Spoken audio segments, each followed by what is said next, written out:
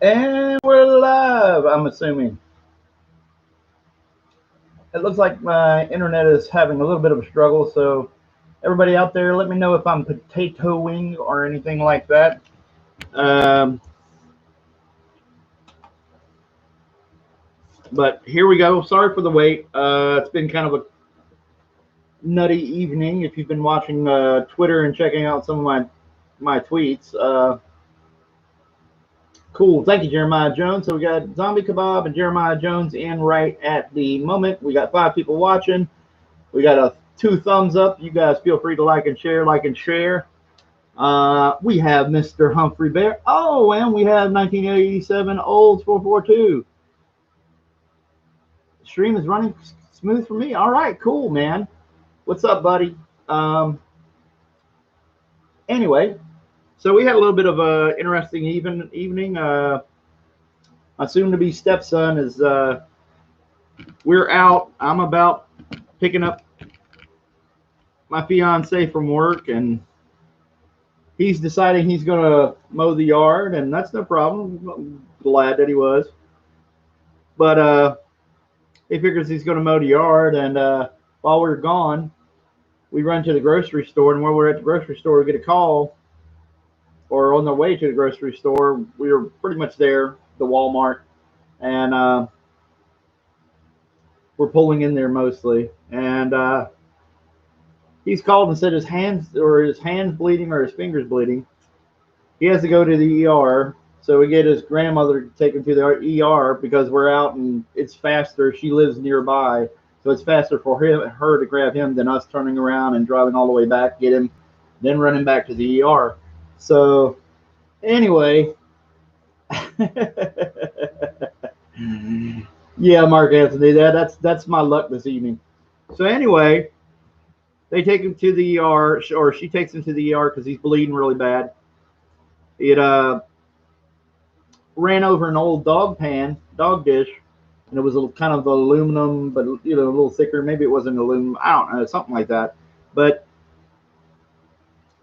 he runs over it with the lawnmower. Wasn't watching. Shreds it. Tries to get it out from under the lawnmower. Cuts his hand or his finger up real bad. So anyway, he's at the ER. We make it to the ER. We're chilling. We're kind of worried about the virus, so we take my daughter back out. I go in because I want to make sure he's okay. I was making jokes, but I want to make sure he's okay. And we're in there, and we finally leave because we're a little bit worried about hanging around in the ER with all the COVID stuff. So I take my daughter out to the car. I'm sitting in the car, and as I'm sitting in the car, I'm drinking a bottle of water, and I'm updating everybody on the status of the stream. That I'm going to be late. I'm going to be, it's going to be a little later than I thought it would be. So as I'm sitting there typing, in the console is a bottle of hand sanitizer. But it's one of those bottles, the hand sanitizer is more liquid. It's not the gel stuff.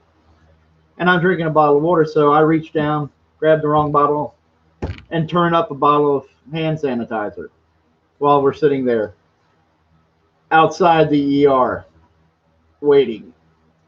So I tell my daughter, it's like, come on, sweetie, we got to go back in. What happened, Daddy? Oh, I just drank some hand sanitizer. So we walk back in. Hey, trusty sidekick. So I drink a bottle of, I don't drink the whole thing, but I turn it up to guzzle it like I do with water. And I know something's not right immediately when it hits my tongue, but it's already, the damage is done. It's pouring in my mouth. So I spit that out, run back in there with the hand sanitizer, and we run into the ER. My daughter goes to my fiance. She's already worried, worried to death, scared to death about what's going on with her son's finger, obviously. And here we are. And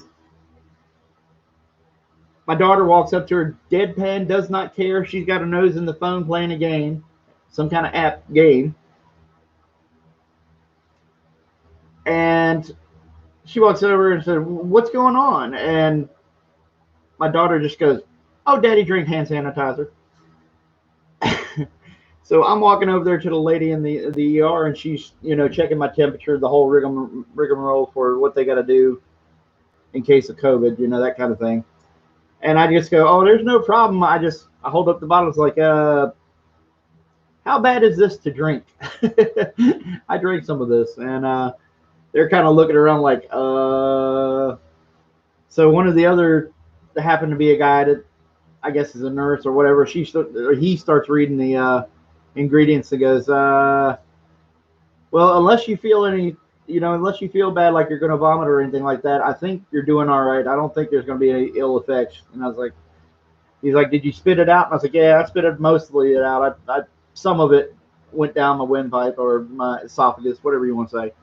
And that's what happened. So that's what all the drama is. That's why I'm late getting here. We compounded a stupid mistake with another stupid mistake. And so there we go. So we got in here Jeremiah Jones, 1987 Old 442. I know who you are. And Humphrey Bear, hey buddy. Mecca Cheese is in.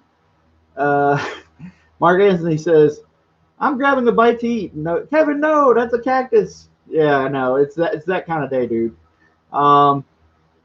Jeremiah Jones. Let me see. 1987 Olds 442 is just working on my Prime Custom. Well, that's good because I think I'm going to fit you in here tonight to do maybe your Prime. Maybe work on your Prime tonight too. Let's see. Trusty Sidekick says, hello, friends.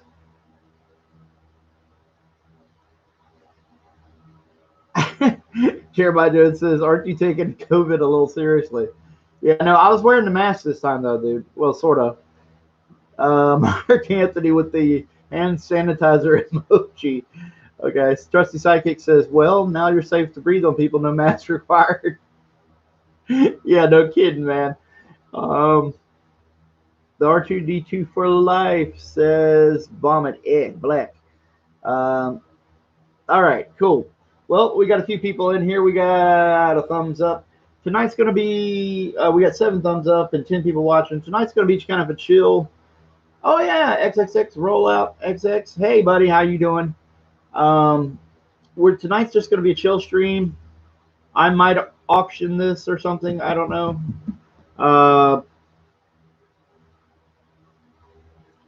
Or I might throw it out. I don't know. It's a character from my from Dragon Guard. It's kind of a, not a surprise, but I kind of wanted to wait until the book kind of presented him. But this is a kind of a genie character, a djinn. We want action. Oh yeah. Well, I'm going to be drawing. Definitely going to be drawing R2D for life. I'm going to try to catch up on a few sketches that I owe you guys from the other stream. So we're going to just do that tonight. Not too bad. I drank a little hand sanitizer, but I think I'm doing all right. I got a little coffee.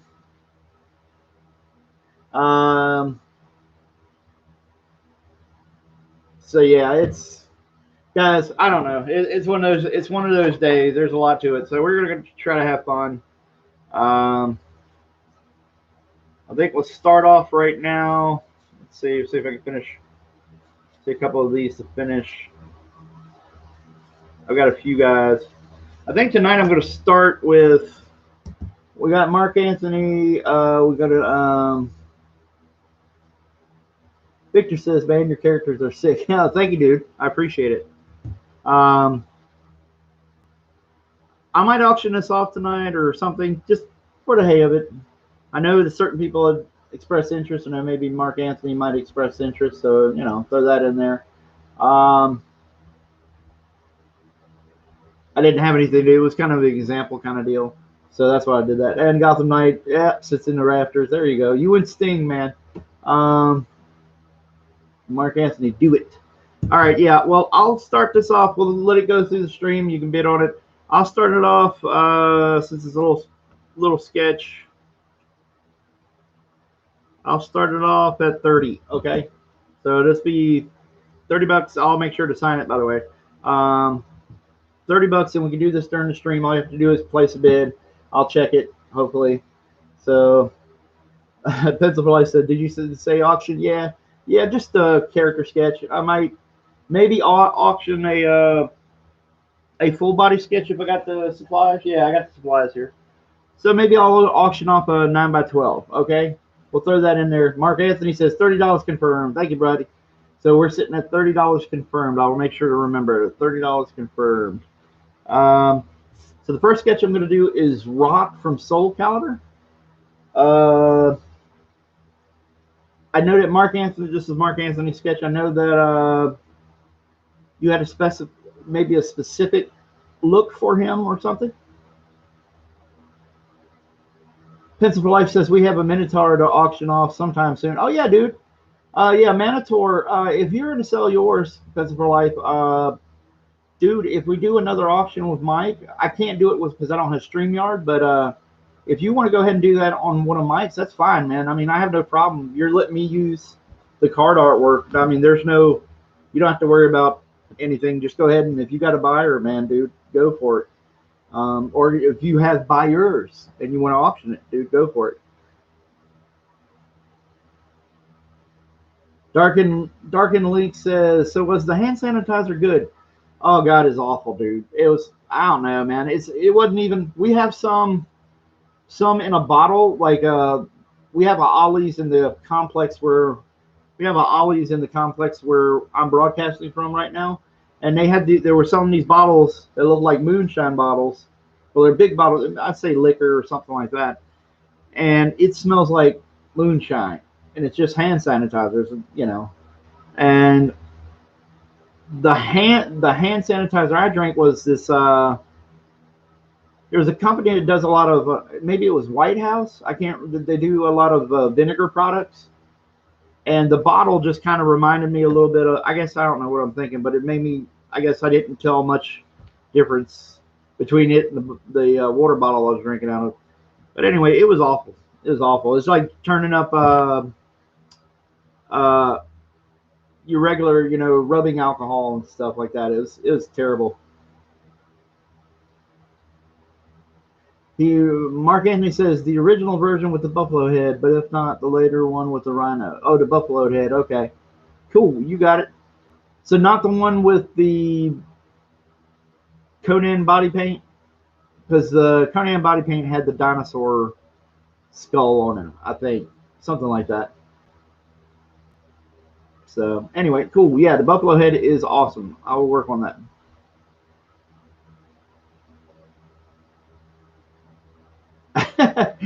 Well, luckily, Gotham Knight, I spit it out immediately. It was kind of like a, you know, just a reflex. I just, as soon as it hit my mouth and started going in my mouth, I was like, okay, I got a little bit. I swallowed a little bit of the alcohol, but it was terrible. So anyway, I'm gonna look up to make sure I get him right. So he looks cool.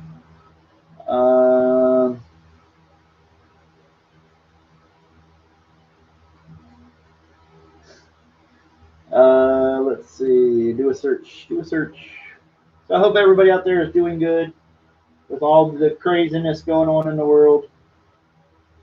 Let's see.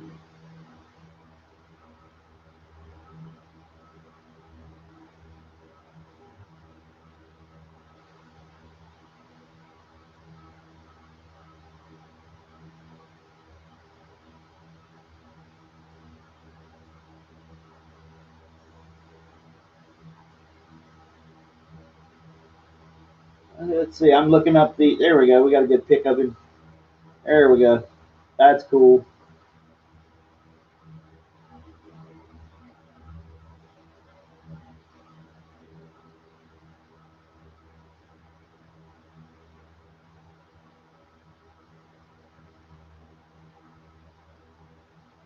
All right. Yeah, bear with me. I'm just checking out the reference real quick.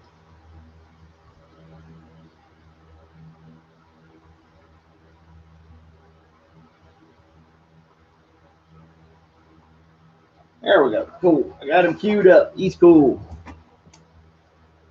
So get ready. Everybody's going. We were at $30 for the genie character from Dragon Guard. If you haven't backed Dragon Guard out there, if you're watching and haven't backed Dragon Guard, check out Dragon Guard. We're getting close. Well, we're over the hump of 39, and we want to get close to 40. If you haven't backed Dragon Guard right now, go check out Dragon Guard. The link is in the description. And we're not doing free sketches for backers. We're trying to get caught up tonight. But please check it out. And if you really like fantasy characters, and you like He-Man, you like 80s cartoons like Thundercats, Visionaries, Dungeons and Dragons was a great cartoon, Thundar the Barbarian. If you like that kind of stuff, please check out Dragon Guard. All right, and here we go. Enough talking. Let's get down to it.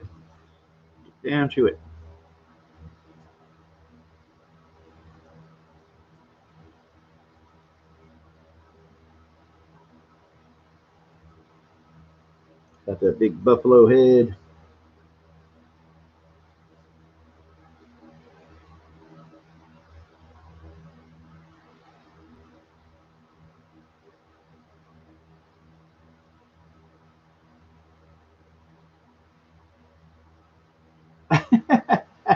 Goblin Knight says, it makes me think of the Little Rascals when Alfalfa drank the water with the dish soap in it before he went on stage to sing. Yeah. Well, I haven't seen that one, but I can understand there's a lot of... Actually, I'm going to be honest with you guys. That is not the first time I've done something stupid like that. I know that's a shock to everybody out there, but I've had 2 occasions at conventions where I was at conventions and I was drinking a soda or something and accidentally drank something that I shouldn't have.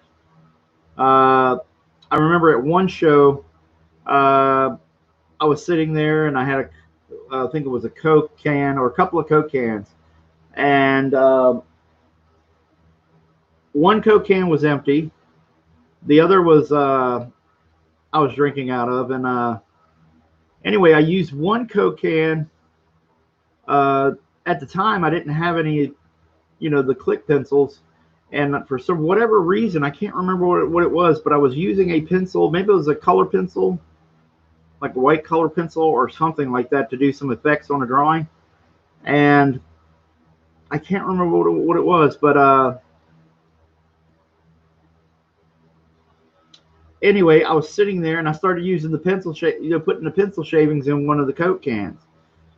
And so I'm sitting there drinking my Coke can, days going on, and I sip a little bit out of the Coke or whatever, and everything's cool. And then finally, picked up the one with the pencil shavings and drank it, and that was fun. Everybody's staring at me funny.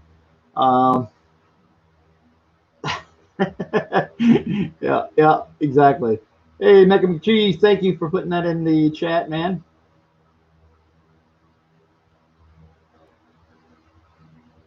Victor says, a character idea. I dreamt Warwick Davis Leprechaun was after me and singing a little tune, wee something wolf.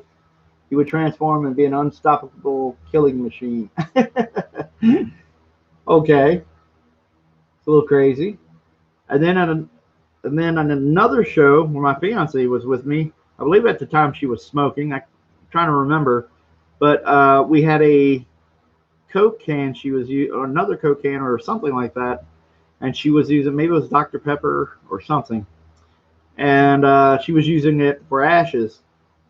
And again, me not looking, I drank a nasty mixture of like Dr. Pepper and cigarette ashes and stuff at a show, and then just imagine, yeah. RGG2 for Life says, put some muscles on that character for a change. Everyone can't be Edward from Twilight. Try bulking up one for something different, for crying out loud. Yeah, this guy is like that, so that's just a coinky-dink there. It's not totally just me hulking these guys out. I guess that's one of my strengths. I'll play to it.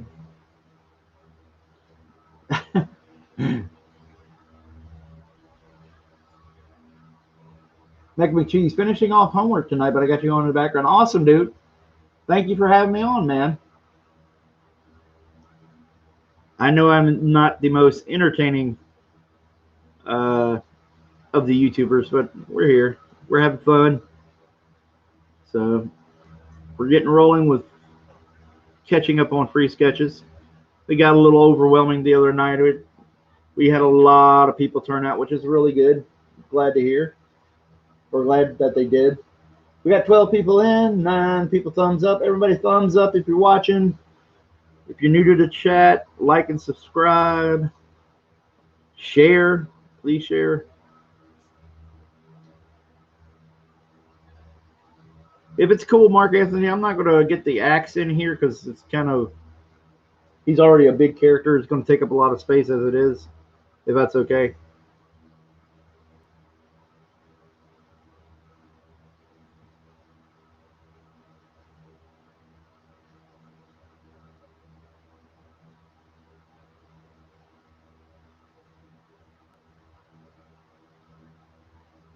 Mark Anthony says, Kevin Sharp, are you sure about that? Sure about what? I might have missed something. I'm sorry. You mean about fitting the axe in there? Oh, okay. Alrighty. Well, let me see if I can fit him in there. Let me see if I can fit him in there. Just trying to figure out a good place for him. Oh, Mark Anthony says entertaining. Laugh out loud. Oh, okay. Well, maybe I don't know. Maybe there's a few days where it gets kind of entertaining, but I mean, I guess it is kind of entertaining to listen to somebody dumb enough to drink hand sanitizer. Yeah, that's okay. I will own it. I screwed up.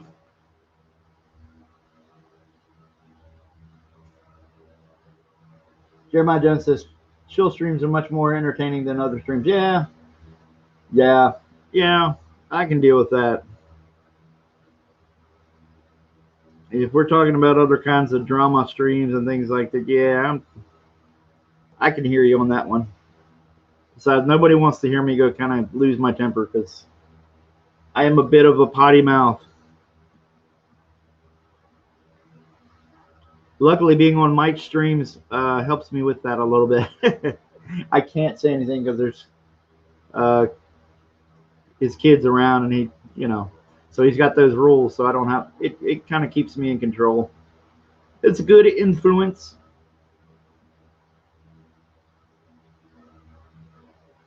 I tend to get a little bit mad about a lot of things I can't control, but I still get mad at it anyway.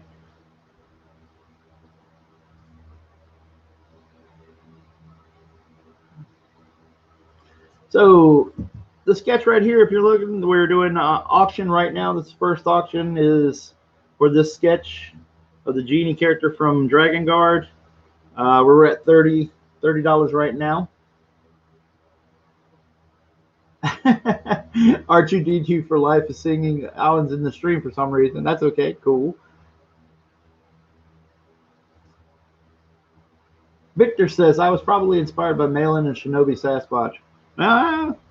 That's not bad inspiration, you know. I mean, Shinobi Sasquatch is awesome. Graveyard Shift is tearing it up. I mean, I can't deny that they're kicking butt on the Indiegogo. You know, it is good.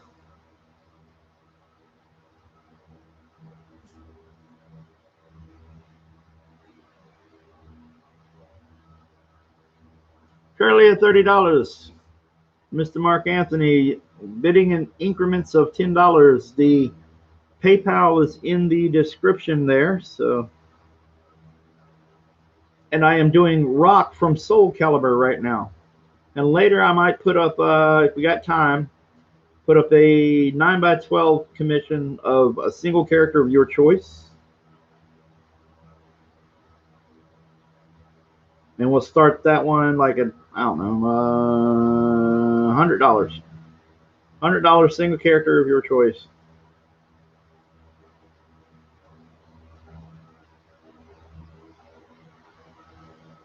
And I got Migs. I got a piece for Migs that I got to do too. So we're just going to keep it at a single character. As much as I'd like to do, as much as I'd like to do more, I will keep it at a single character. I got to control myself.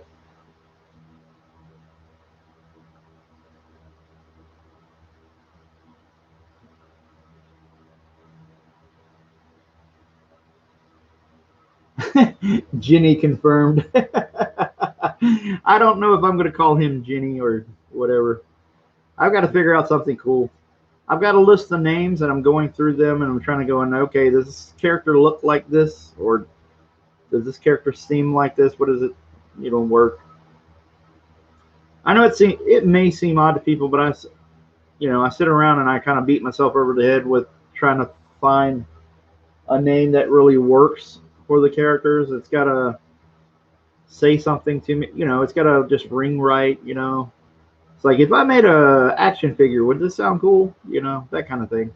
I shouldn't do that, but considering that I love all this stuff and considering my love for a lot of these fantasy things come from action figures too, I think it's not a bad consideration. I don't think it's a bad consideration. So, anyway. Give it a share, everybody. Share, like and share. We got 14 people in, 12 thumbs up. We got people in. One of the sketches tonight I'm going to try to get to is Prime for Mr. 19-something other olds 442. Yeah, 1987 olds 442. I got him. I've got to get him his Prime, so we'll be doing Prime as well. Red Sonja for R2D, not R2D2 for life, but for fan. So you'll see me do at least the Red Sonja as well.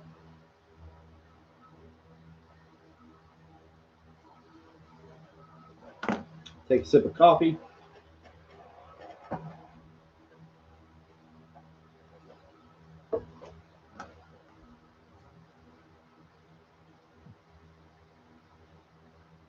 So yeah, we got a few people in here. We got Mark Anthony. We have Pencil for Life, which Mr. Brad Ashworth. R2D2 for Life. Jeremiah Jones, Victor, and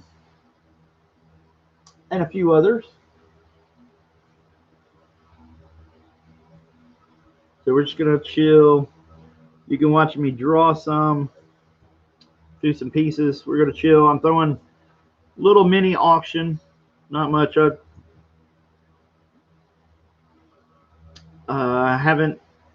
don't know how much I should say, but I haven't received.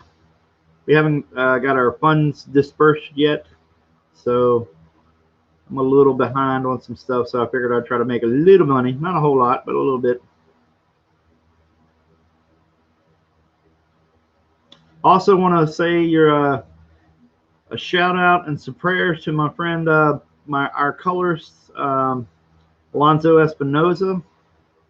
He had a family member. His mother died recently, so he's a little down. Understandably, I know what that was like for me when mine passed, and so just give him a shout out. He's Pixel Tool or Alonzo Espinoza on Twitter. He's Pixel Tool on like a lot of other platforms like Instagram and things like that. So give him a shout out, show him a little love. Kind of hard hit, obviously. Obviously would be hard hit or something like that. Yeah, there you go, Gotham Knights. Thank you, man. Victor, I was on TV today, chat. Oh, were you?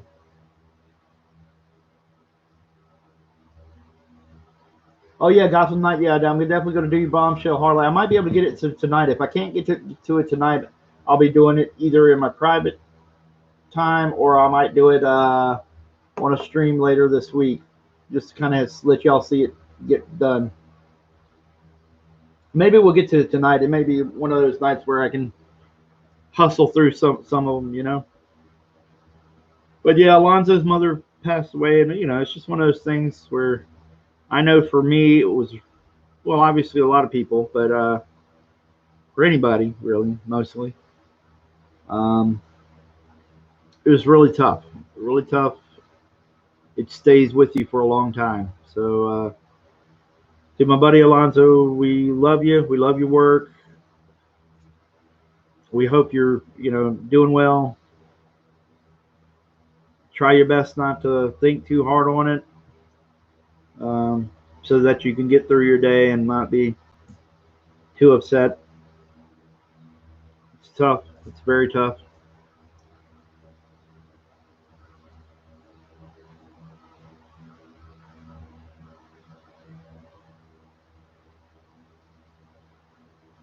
RTDT for life. Is the Minotaur name Red Bull? Uh, well, the Minotaur in my book is named Man-O-Tar, which is kind of a play on some of the He-Man naming conventions where you see like you know, uh, there's Spydor or there's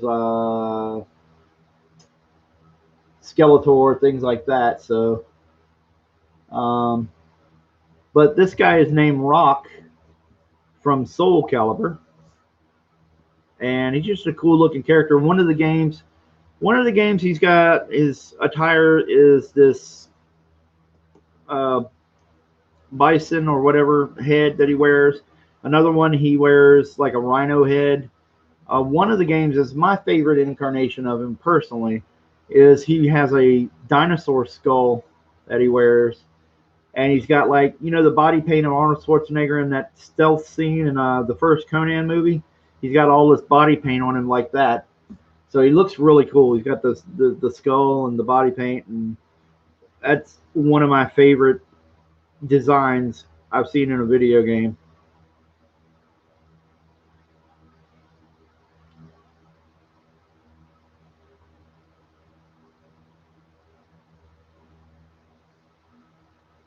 Gotham Knight says, "I was thinking maybe Dungeon for your gin." Hey, it's not it's not bad. I don't mind cheesy if everybody knows where the cheesy's coming from.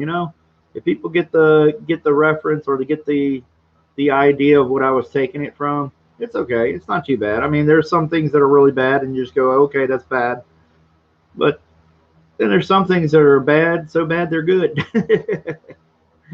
That's how we got a lot of the Army of Darkness stuff or the whatever. So there's nothing wrong with being a little cheesy. It's okay.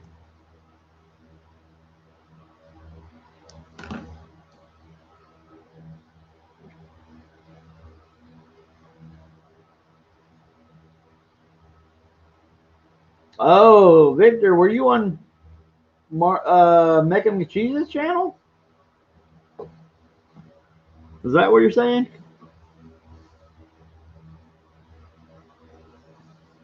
R2D2 for life, Nightwish. These are good. Hey, they're good sounding names, man. Only problem is if I take your names, then I got to give you a cut, and I'm still a little poor.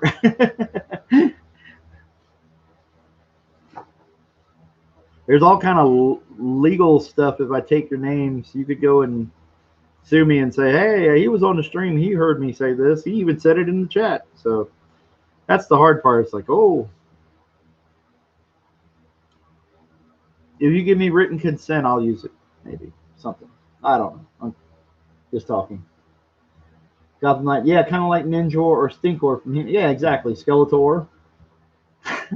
Jeremiah Jones. Oh, that's a good one. Jeannie Simmons. Wah, wah, wah.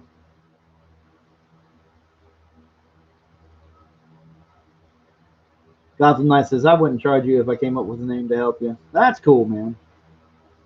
The world's crazy. There's always somebody knocking on the door wanting something. And sometimes it's understandable. If somebody blatantly steals your stuff, um, it's understandable. I'm not going to be, but then there's times where people are just having fun and then they do something together and they say, "Oh, it's no problem." And then 20 years down the line, they're like, "Hey, you didn't pay me for this." And it's like, well, I thought we didn't really I thought we were just messing around, and I didn't think you wanted it. So, world gets funny like that sometimes.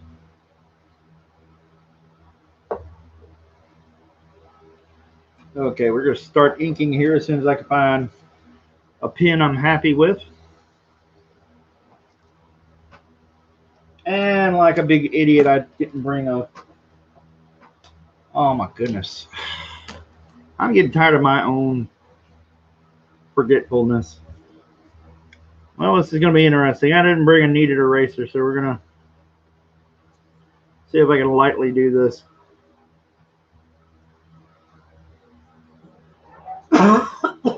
Excuse me. Throat is tickled from that hand sanitizer. My throat's dry. Man.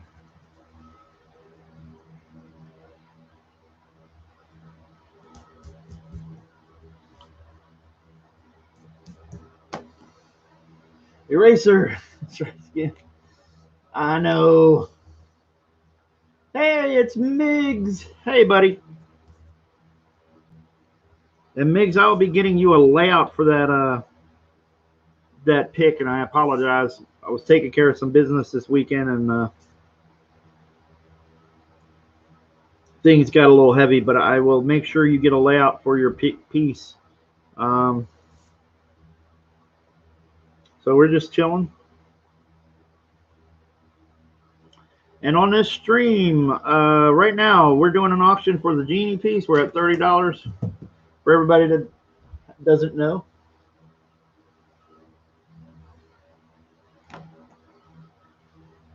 There's Biggs. Evening, R2D2 for life. Mark Anthony says, tell him or not tell him. Uh-oh. What's going on?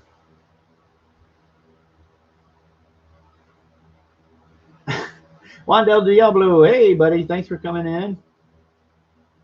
Mark Anthony says, how about some hand sanitizer in the chat? Keep Nick clean. Oh, yeah, I'm going to... I think it's probably going to be a little while before I live this one down.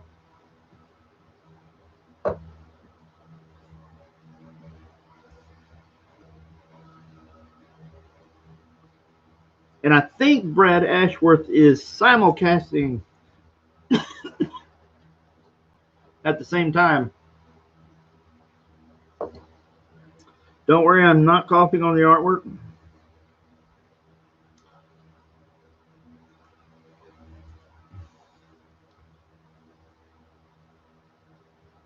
Mark Anthony says the chat remembers forever. Certainly does.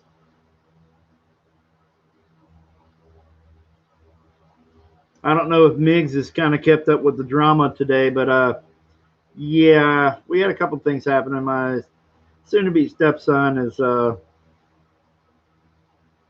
got hurt mowing the lawn.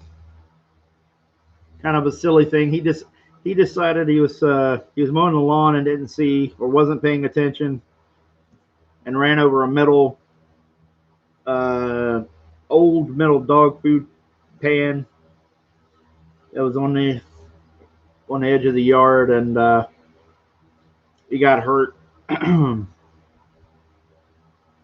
And so while we were at the ER, long story short, while we were at the ER, I was sitting out in the car waiting with my daughter, trying to avoid any potential possibility of even though we've got like 8 cases here that have been confirmed. We were waiting out in the car trying to avoid that, and I accidentally, mistakenly grabbed, instead of a bottle of water, a bottle of hand sanitizer and drank that. So anyway.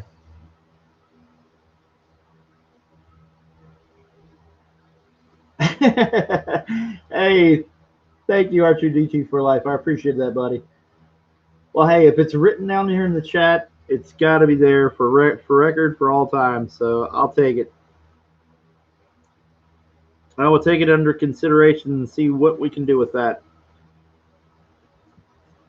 Right now, we're auctioning off the Genie piece from Dragon Guard. It will be signed. I even throw in some extra lines here. And anyway, We're at $30 right now.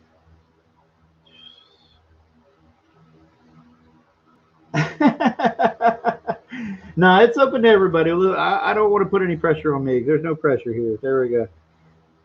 I know you're joking around, RTD2 for life. But,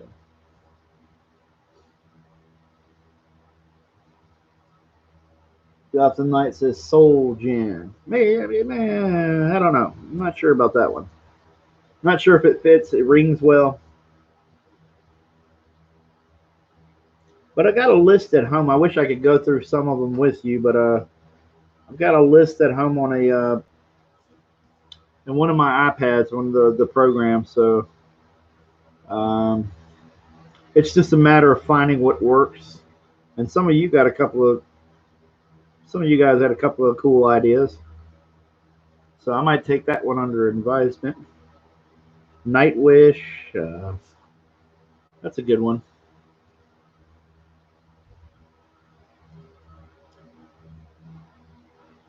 Mark Anthony says Desidero, Desidro. Oh, okay, I'm sorry, Desidro. That's cool. Gotham Knight, bottled gin. There we go. Mr. Clean. You guys are crazy. All right.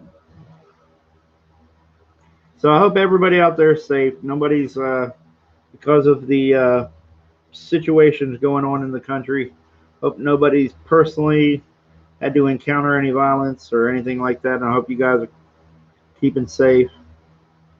I'm not going to steer the chat towards that, but I just wanted to make sure all my people are good. That's all I care about. I care about you guys being safe. Well, that's a major thing I care about, you know.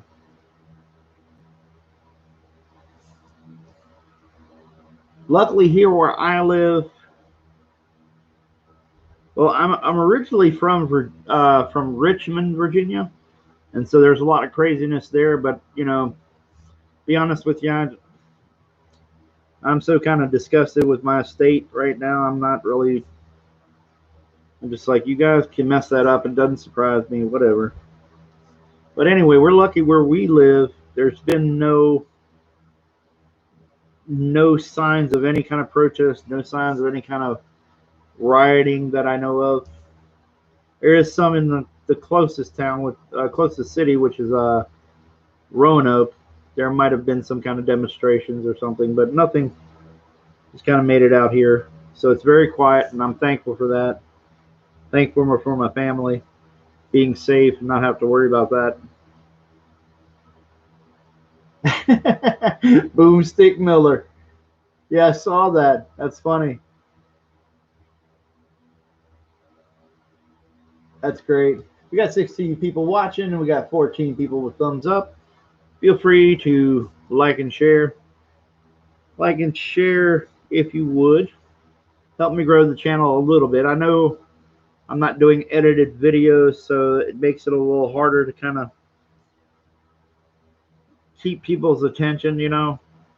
But we're hoping that we're doing a drawing stream, a chilling out stream, and it's just good fun for you guys.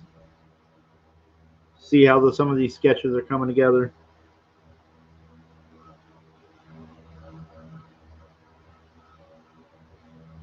These are your sketches. You guys will be getting it. Now we haven't gotten any disbursement yet of the funds, but as soon as that happens, I'm going to be updating you guys with that, because I'm going to be ordering the metal cards and all that good stuff, the metal prints, things like that right away. So we'll have that, and we'll have that taken care of and ready for you guys. Because most of the pieces of art that we're using for those, like the promo art, the covers and things like that, they're already done. You've already seen them. You know what they look like. So everything kind of is easy. I can go ahead and fulfill those. Well, not fulfill them, but I'll have them ready when it's time to fulfill. Try to keep those mailing costs down a little bit. R2D2 for Life says that colored Mike Miller cover was pretty nice. Yeah, I think Mike wants to do some touch-ups on it. I'm not sure. It's very touchy. I've never had to be in that situation before because I've got to kind of tell my colorist, hey, Mike wants to just add a few touches, fix a few things or something like that. And it's not something that it's an editor's job, and I'm not much of an editor. But I honestly thought that Frank Quinzo just did an awesome job, man. And he did the corrections. I don't know if I sent those out yet, but he did some corrections on it, and it just upped his game. You know, made it just brought it up another notch. You know, so I'm really happy with Frank. Frank is coloring a lot of the cards for the card set, the nine card set. So that's what you can expect from there. He's colored some of my cards. He's colored Eric Nienoltowski's card. Trying to think of who else he's colored. I know he did my Felina card, and I'm thinking there's one other card that he did my Aetheron. Yeah, that's what it is. So he's colored a few of those. And then we have Siege, who I haven't seen much of. We miss you, Siege. She's doing a couple of cards. We have Matt Cosson. I can't wait to get. Oh yeah, well that's right. Matt already colored his card. So okay, so Matt Cosson has a color card. And then you saw the wonderful Brad Ashworth, Zachary Bradley team up, and that card was smoking. Did a good job on that too.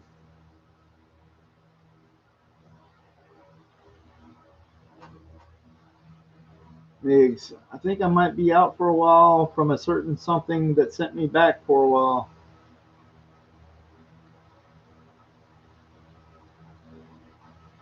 Juan Del Diablo says, where I live in Dallas has been something. I missed it. I'm sorry. Juan Del Diablo says, where I live, it's been quiet. Dallas was crazy the other night, though. Okay. Yeah, like I said, I hope you guys are all being safe. Stay out of there.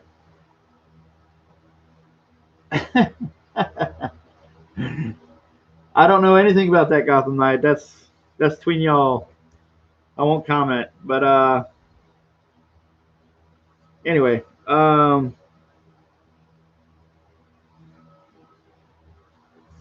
let's see what else. I was trying to think of all the stuff that's going on. Probably shouldn't comment too much. You guys y'all have a good idea where I stand on all this stuff. But it's about keeping you guys safe, everybody keeping their family safe. Kind of do something about all this stupid drama.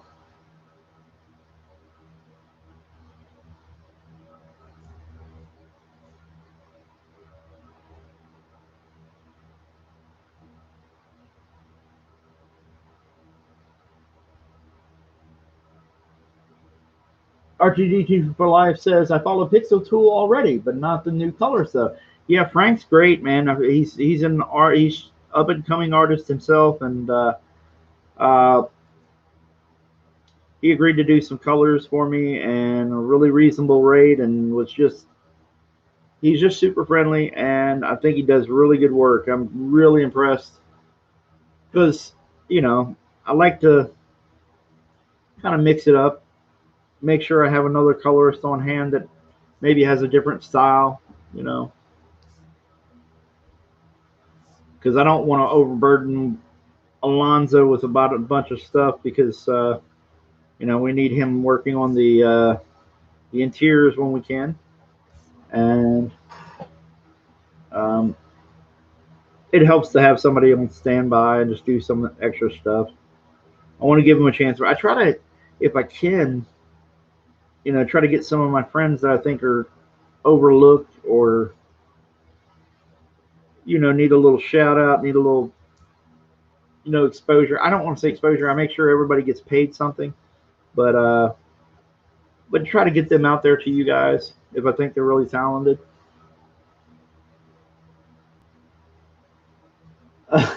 Zombie Kebab says,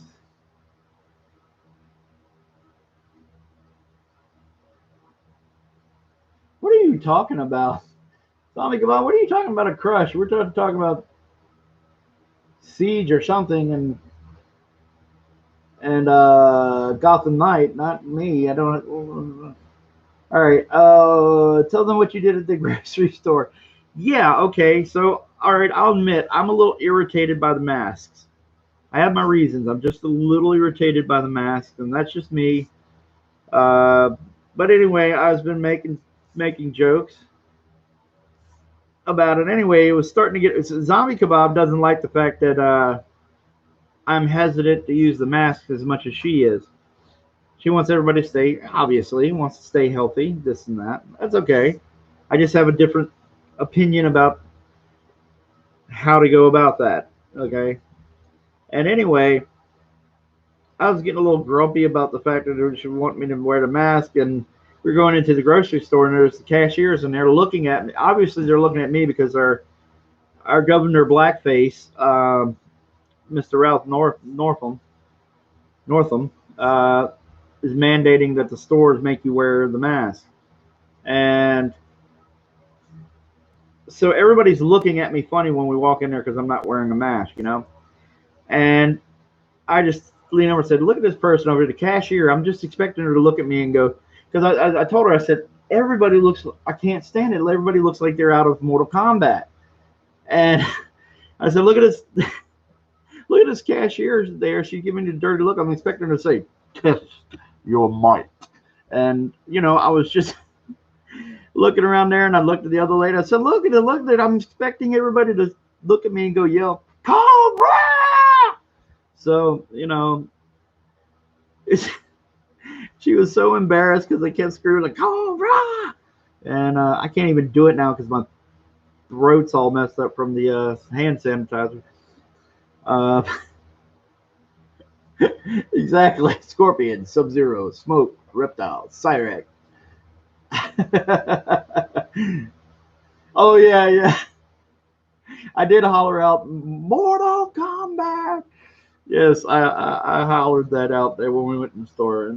But anyway, I looked at everybody. I was like, man, all these are like Cobra Vipers in here or something. Um, I don't know. Forgive me. But at the same time, I got to say, you look around, everybody else is protesting and things like that, and not one. Well, I wouldn't say not one of them, but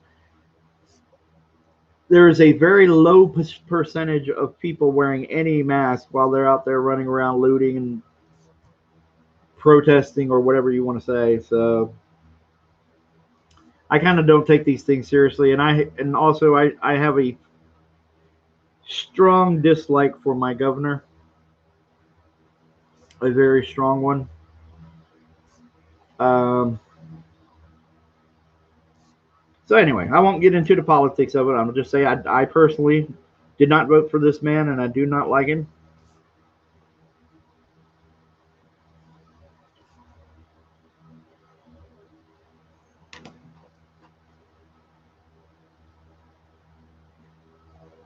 Oh yeah, Mark Anthony says toasty.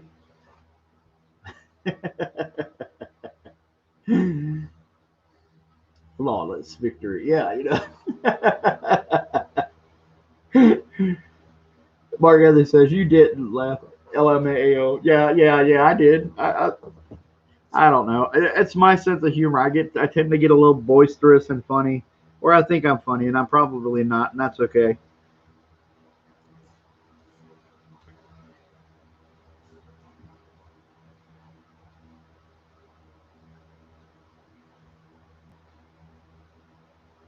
I just have a weird sense of humor. Things I either make fun of them mercilessly. Um, Sorry, getting tongue tied.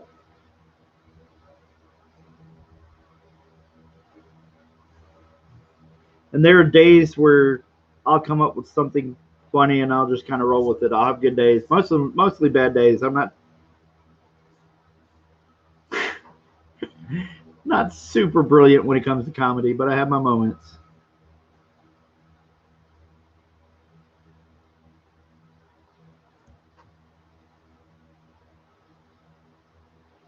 Mark Anthony said Jeremiah Jones for a video game movie was pretty good considering alternatives. Yeah, the first one.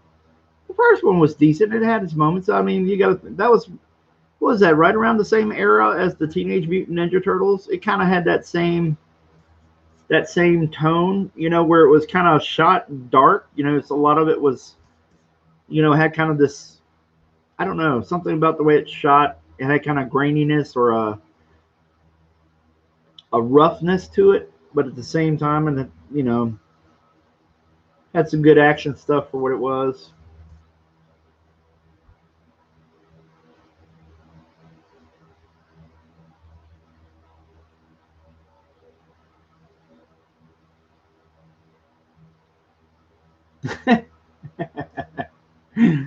Yeah, exactly.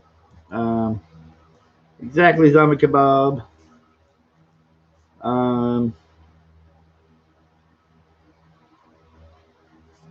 but yeah, for what they were, man. I mean, when they came out, I mean, you didn't have any really good video game movies, so it was kind of like throwing the video game crowd a bone there when it came. Well, there really isn't a whole lot of good video game movies now, anyway, either. But they're kind of stuck like the way superhero movies used to be. I mean, it was really a diamond in the rough if you got a good superhero adaptation. So I think video game movies are kind of coming around to the same way that superheroes were. We're starting to get a little bit of people taking it seriously, trying to make them good movies. But it's still got a ways to go. The genre's still got maybe a little ways to go. Maybe another 10 years, and then they'll start to be Marvel kind of box office kind of deals. If we can ever get past this whole COVID thing.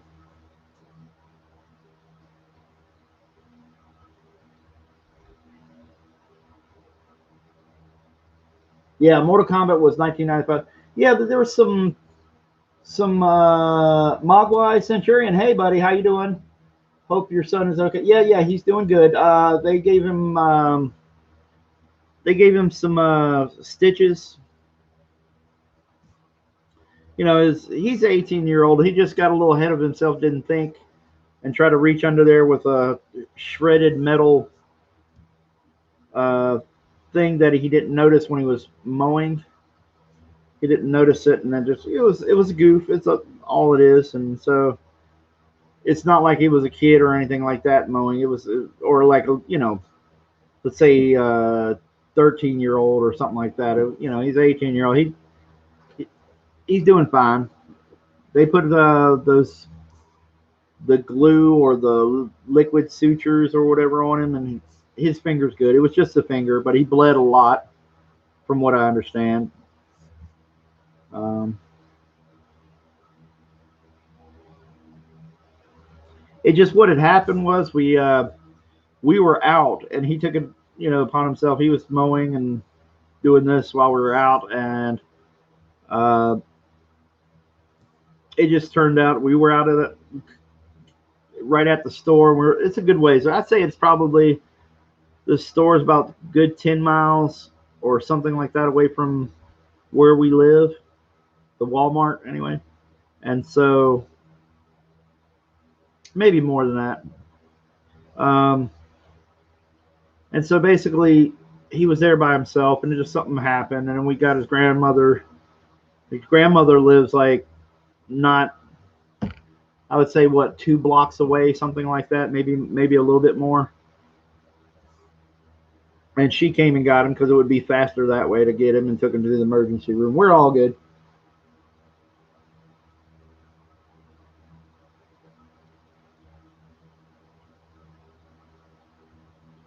My way Centurion. So take 2 aspirin and sleep it off. It's a little bit more serious than that, but not too bad. Not too bad.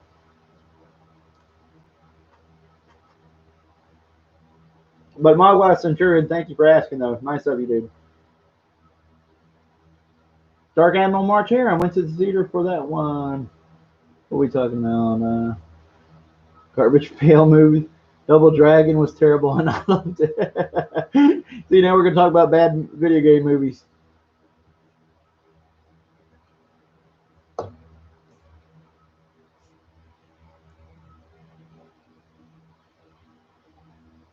Man, everybody keeps telling me Street Fighter 2, the movie was way better. If you're talking about the live action and not the anime, yeah, everybody keeps telling me that like in kind of like a lovingly cheesy movie way, you know, but man, it was, oh, everybody looks so awful in there. And it's kind of a bummer because Ming Na Wen, I hope I'm pronouncing her name, from Agents of S.H.I.E.L.D. was in there, and I would give it a chance, but I was just like, oh, no offense, because I believe he passed away, and I don't want to speak ill of the dead, but, you know, when I saw it, I was just like, man, Raul Julia is just too tiny for M. Bison, you know? And, but you guys keep telling me.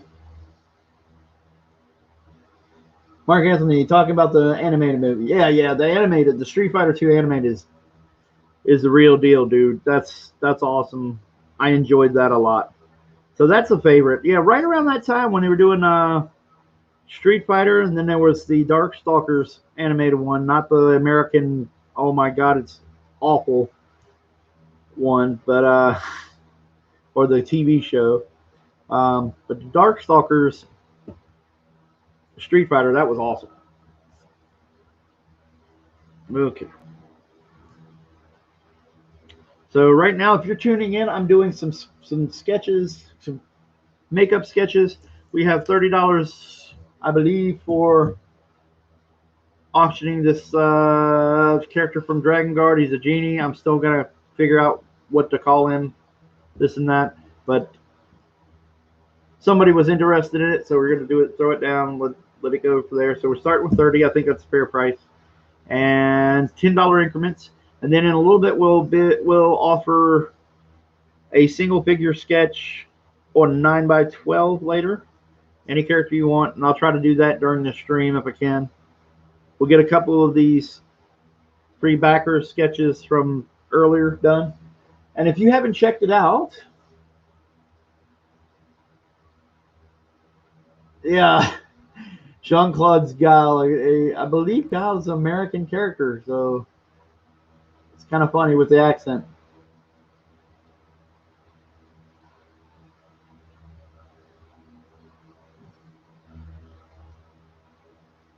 RTD2 for Life says, everybody have a good night. I am doing some chainsawing.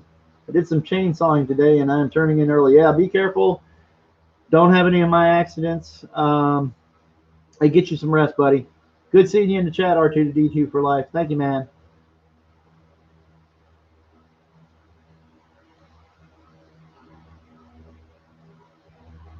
Michael J. McCurdy, just saying hi, then bye. I got to go to bed. Well, dude, I'm glad you came in anyway. Thank you, man.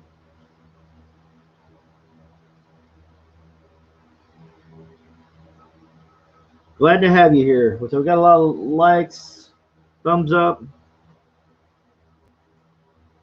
We're just going to have fun here while I draw this. Take a good look at that skull real quick, and then we're going to call that one done. I think the next one I'm going to do is Red Sonja and then Prime. Or maybe I'll do the Prime since I already know the pose on it. I don't know. We'll see. I know the pose that I'm going to do for Prime, so it's easier. Sometimes it's easier when you're sure or you have something in your head. It goes by a little faster than when you're trying to constantly figure out what you're going to draw, you know? At least for me. See, that's the other thing. Sometimes I know you guys see me on Mike's stream, and I'll say that Mike's more confident and stuff when he draws. And that's a big deal. And I say that not because I think that I draw necessarily badly. I'm saying that I think that when you're sure of yourself and you have this kind of confidence, you can draw faster because you have a game plan, you have a straightforward idea of what you're going to draw. Sometimes I'm always second guessing. I was like, have I done this pose before? I've got this much space. Do a bust shot. Am I repeating the same pose? Does this pose look good? Do my hands suck? Does it, there's constant little things that I'm second guessing, and that translates into taking more time because I'm drawing slower.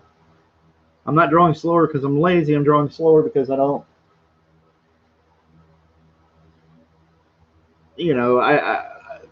I'm thinking through everything maybe a little too much. Like I'll have days where if my dad catches me and we're on the phone or something and we're talking, I'll be drawing something and I'll fly through it. I won't even know why, but I'll just do like almost a completed drawing or a completed panel on a page or something like that, and not even realize it. I could be talking like I am now to you, everybody out there, and just automatically I'm done. And I'm like, what the hell? And then I'll have days where I just sit there with even if I have a movie playing or something like that, and it'll take me forever. So there's something about kind of just letting your mind go and not worrying about getting something perfected that allows you to do things faster. And obviously Mike's been a pro and been doing this for years, like I am, but he's gotten to a level where you can see that he can get these things done faster. By an hour or whatever it may be. I've seen it on Drawn and Quartered, and that happens. Like I'm constantly thinking of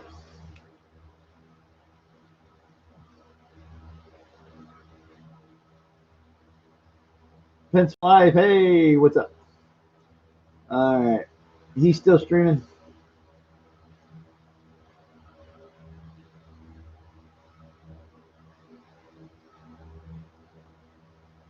Hey, Popeye Starfire Goddess. Hey, how you doing? Glad to see you in the chat. Dark Admiral March Hare. It's the free range fruit. It's my secret power. Maybe so. Maybe that's what it is. I don't know. But yeah, I mean, it's just something, I'm trying to verbalize why I say, when I tell certain people like Mike, I tell them they're more confident about the lines and things. It seems like it's easier for them. I'm constantly thinking about, is the foreshortening okay right here? Is this, is this bicep, the pecs here, the striations, and how they attach here by the delts and stuff. I'm thinking like, is that looking right? Is that looking, because I know how it works and I must have drawn this a million times, but I'll still look at it and go, does this feel like I'm drawing it right? Does this feel like kind of fresh? And is this, looking good, makes sense? Things like that. And so those things are going on in my head as I'm drawing everything.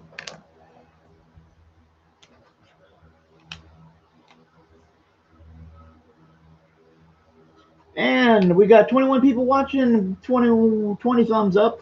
Everybody out there, if you're looking in the description, there's Dragon Guard. If you get a chance to back Dragon Guard or you check it out, it is a fantasy book that I'm doing.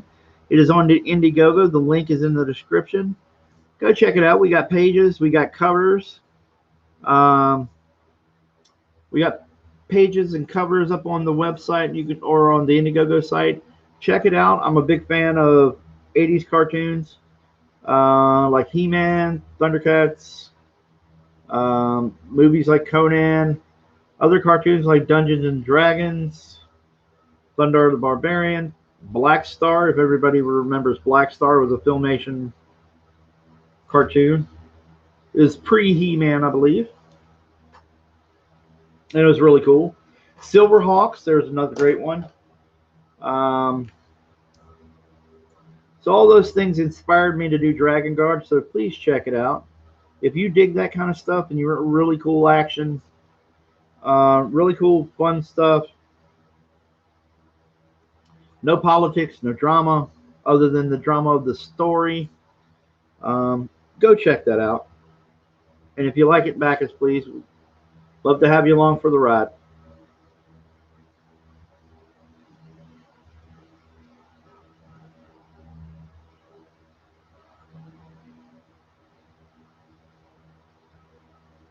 There we go. Had a marker kind of going out there, but Mark Anthony, I fixed it. Mark Anthony, I'll erase the pencil lines if you want me to, too. Just, I forgot to bring my kneaded eraser, so I can't cover a large areas when I ink it.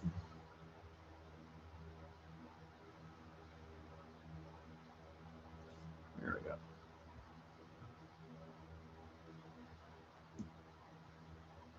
So I'm drawing Rock from Soul Calibur. I can't remember which video game it was from this one. For this incarnation of Rock, but I thought he was a pretty cool one. And Mark Anthony, this is Mark Anthony's sketch. All right. Dark Admiral March here says, "Did you go to a school for art, Kevin Sharp?" No. I'll try to make this story real quick. I wanted to, and nobody take this the wrong way. I'm just trying to say what I was eligible for. But a lot of scholarships, I didn't do really great in school. I was kind of a C student because I was always had a hard time in school because I didn't focus. I wanted to draw more, which kind of got me in a little bit of trouble. But there's other issues. But anyway, when it came time for going to art school, even though my art teachers and everybody recommended me, they wanted to see me go for scholarships and things like that. The only scholarships that I was kind of in the bracket for or would be eligible for were kind of minority scholarships. I wasn't eligible because, and just based on my grades versus the talent that I am, my ability. The teachers wanted to see me go farther, and so the only stuff I was really eligible for were, unfortunately, the minority scholarships, so I couldn't go. So anyway, when I found out that people could do comics and, get paid something for them, and if you're lucky, you can make a living, and if you're even luckier, you end up being Jim Lee or somebody like that. And I was like, well, shoot, I'm going to give this a try. So what I started doing was getting books. My science teacher, believe it or not, my high school science teacher, Mr. Wright, Wright, pointed me in the direction of Leonardo da Vinci, who I had never really read anything about. I'd obviously know who he was, but not read anything.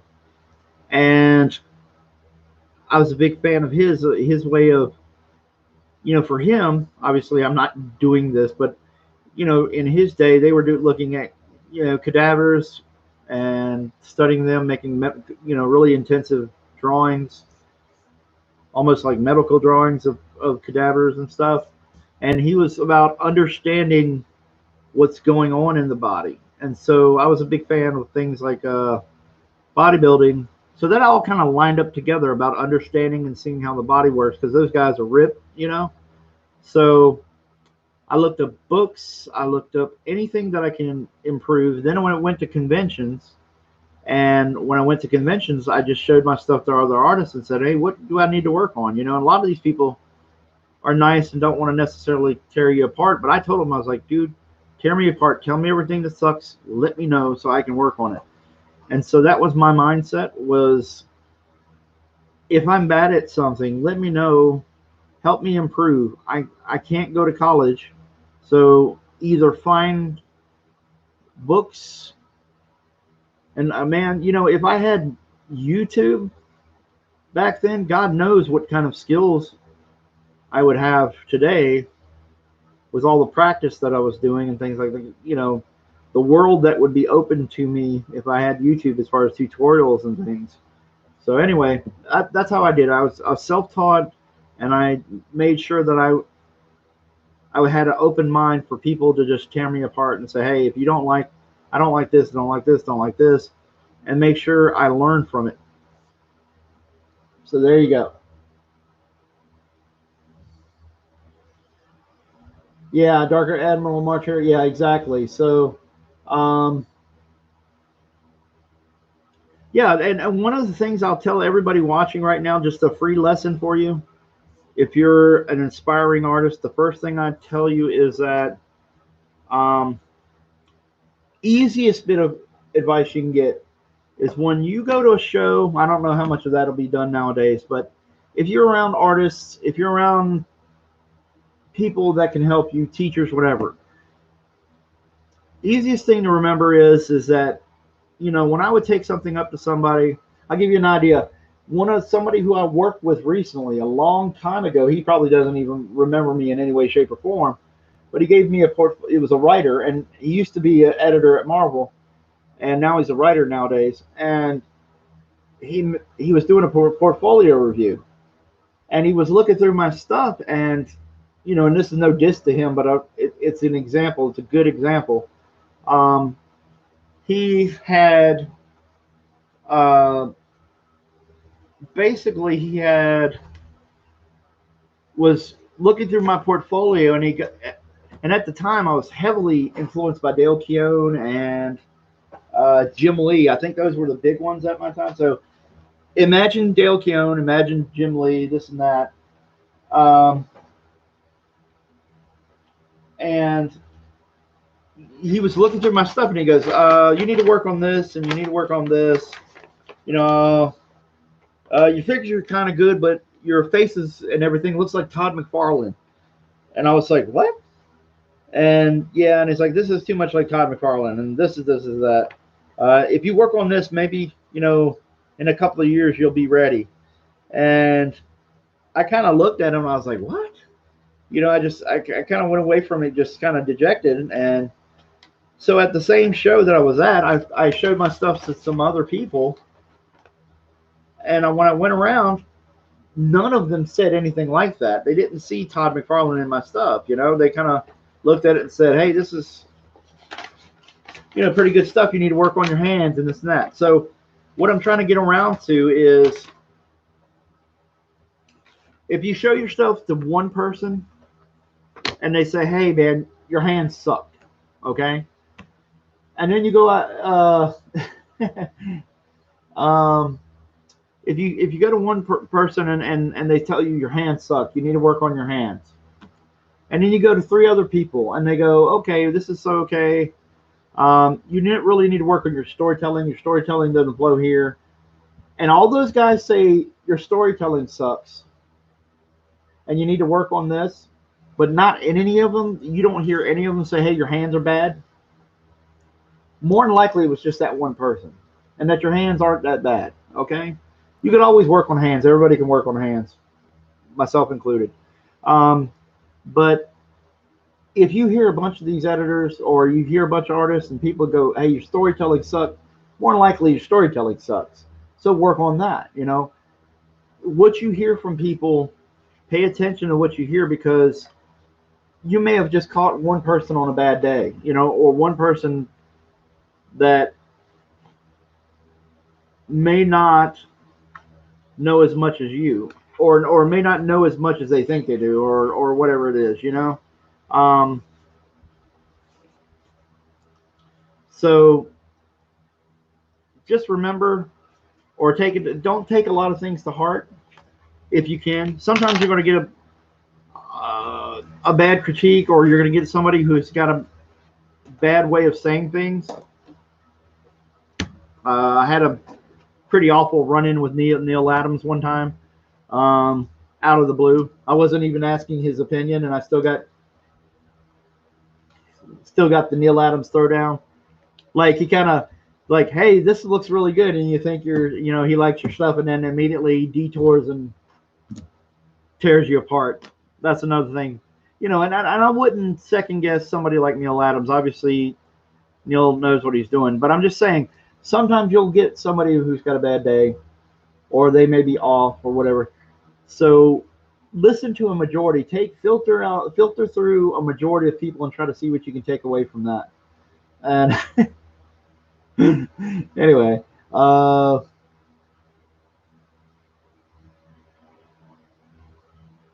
yeah, and I failed art because I never do the assignments. Oh yeah, I hear you on that.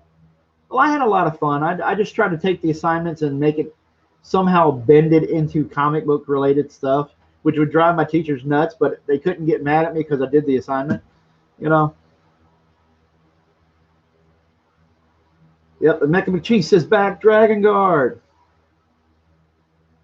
Yeah, anyway, I won't get into it. I mean, I don't want to slam Neil Adams, but I'm just saying I did have a situation where he kind of offered his 2 cents where I did not ask him. I was minding my own business at a booth, and he came up to me and he goes, "Listen, looks at some of my stuff. He goes, 'This looks great. Who is this?' And I was like, 'This is me.'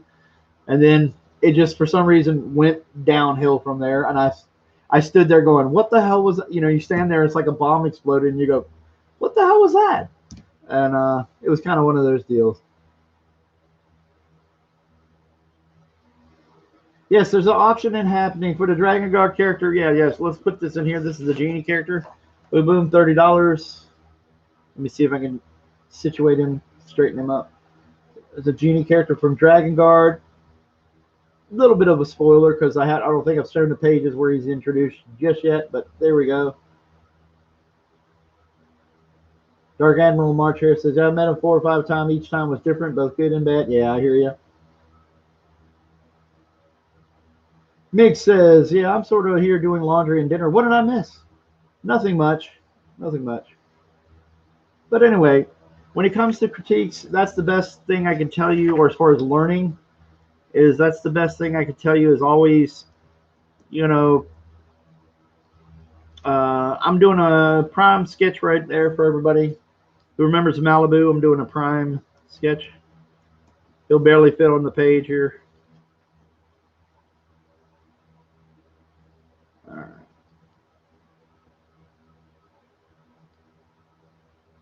Anyway, so that's that.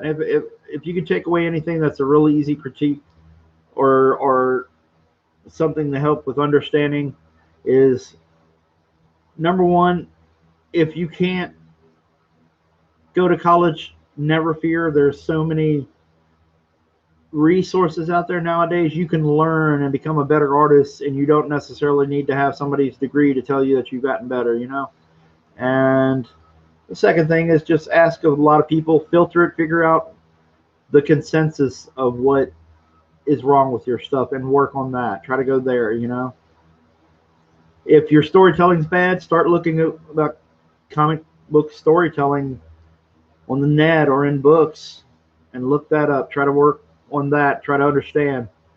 A lot of comic book storytelling and composition is based off photography and cinema stuff, so you can adapt, you can learn from other genres or other mediums to help you get better. You don't have to necessarily wait for a scholarship or something, or wait for school, being able to go to school,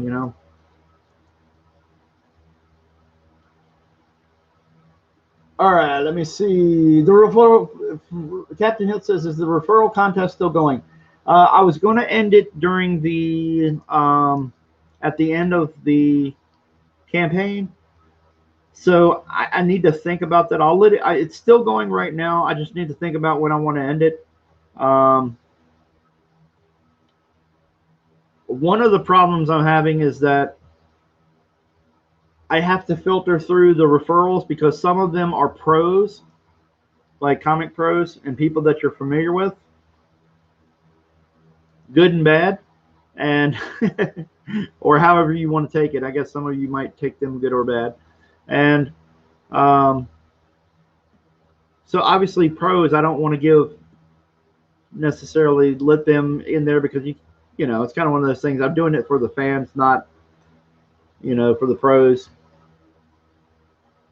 So I have to take that into consideration. Captain Hiltz, I will say that you are coming on very strong. We'll leave it at that.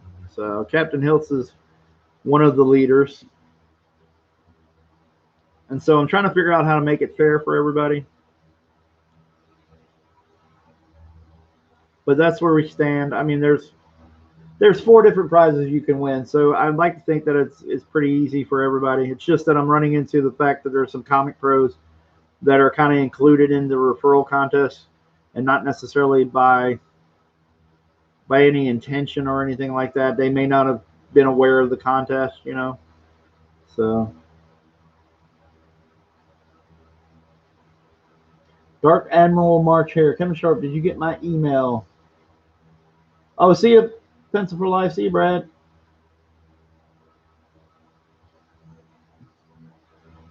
I didn't know Brad was cutting out. Okay, cool. Can you tell me what the email was about? I'm pretty sure it's your screen name, Dark Admiral March Hare. I have a hard time putting screen names with actual names or whatever. So forgive me. I don't want to dox you by calling you whatever your email is or something like that. So give me maybe a hint in the chat, or say, hey, you sent it to me on Twitter, you sent it to me in the email, and it's about this or something. So if it's just an address, yeah, I'm more likely I probably got it. Jeremiah Jones says, I'm looking at that thinking, that's a weird looking Optimus Prime. You know the Prime. Mac and McCheese ended after you approved the proof copy from the printer. Maybe so, maybe.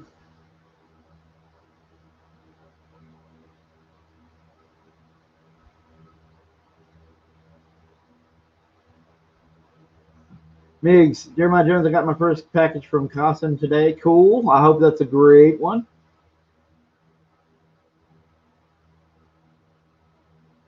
Neo Valentine, are these still the free sketches? I'm going through and getting caught up a little bit, Neo Valentine, and I definitely got yours. If for some reason I haven't gotten yours out to you, let me know. I'm going to put more out. Honestly, I just been in a little bit of a spot money-wise, so mailing out some of these is kind of taking a toll.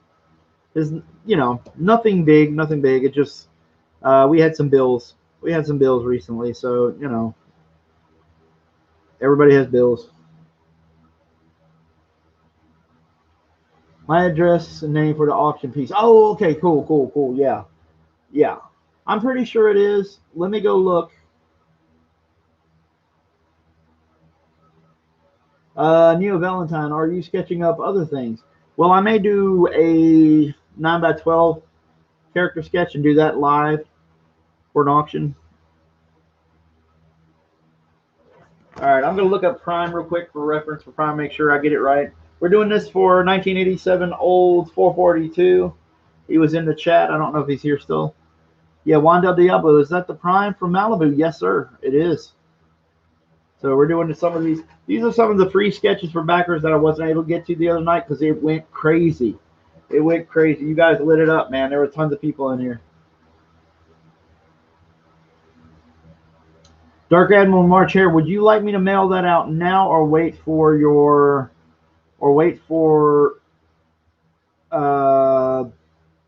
the, I guess, fulfillment? When fulfillment starts later. I know some people preferred it that way, so I just want to check with you and make sure it's cool, okay? You let me know if you'd like your sketches now or your artwork now, that's fine. Okay, so I'm going to look up Prime from Malibu real quick. So you guys forgive me while we're talking.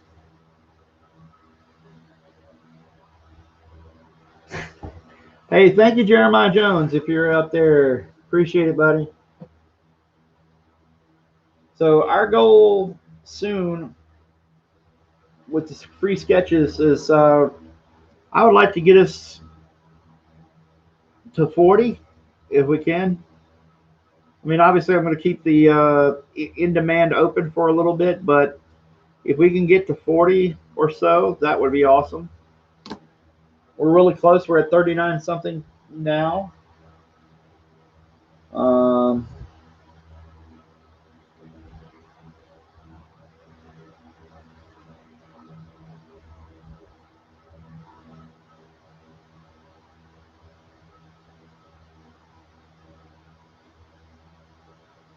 And I'm looking up reference right now. We have 23 people in. Everybody like and share. We got 21 likes. Everybody is doing the awesome thing of liking and hopefully sharing if you want. And we're doing the awesome Prime from Malibu. He's crazy huge. Crazy huge for a reason.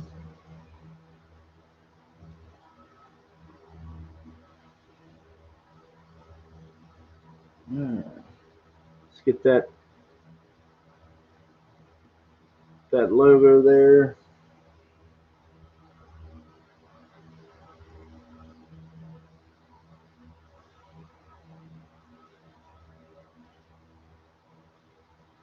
Oh yeah, dude, I'll send it to you. Don't worry.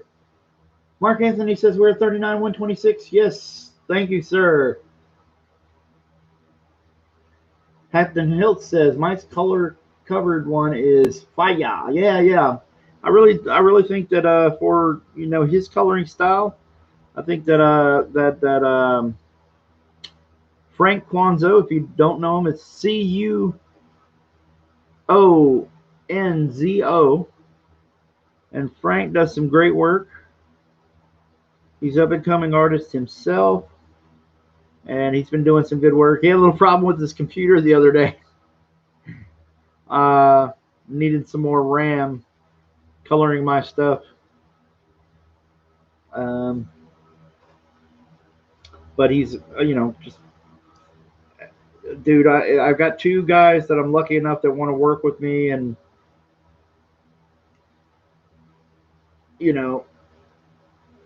are very understanding and patient with me, because a lot of these guys I'm paying out of pocket until the funds are, released for us to use as we see fit. And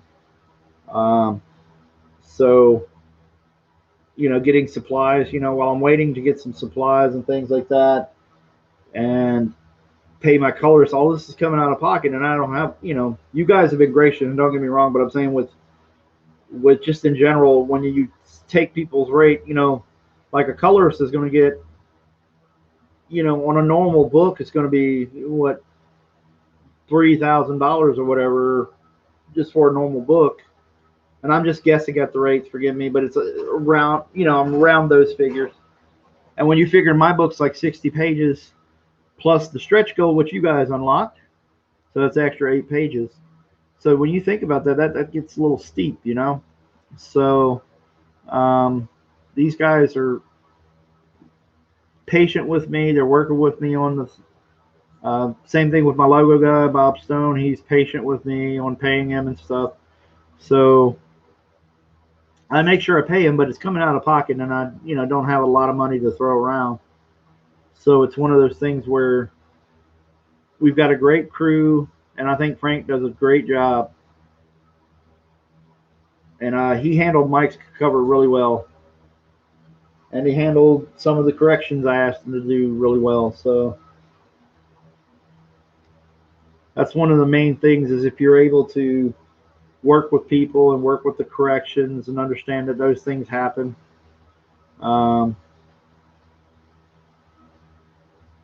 You've got a good future in the biz if you're able to work with editors and can be fluid and kind of adapt to your situation. Because sometimes you get asked some crazy stuff to do, and you just kind of, it may suck on your end, but you try to deliver anyway. That kind of thing. Oh, there's Flyfox Pro. Hey. Flyfox Pro is in here. Captain Hilt says Dragon Guard was too metal for his computer. He had to upgrade.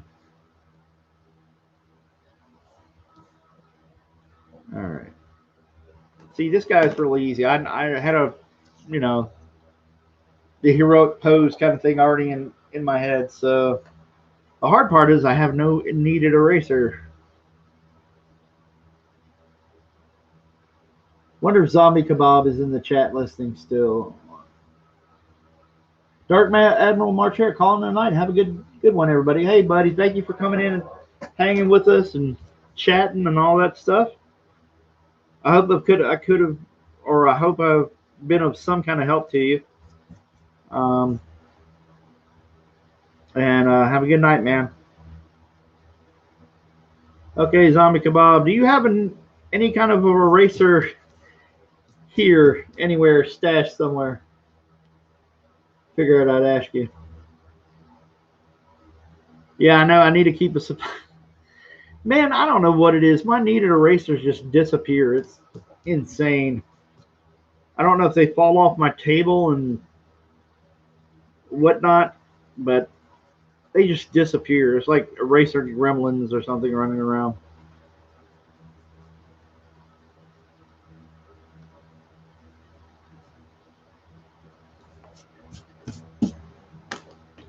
All right.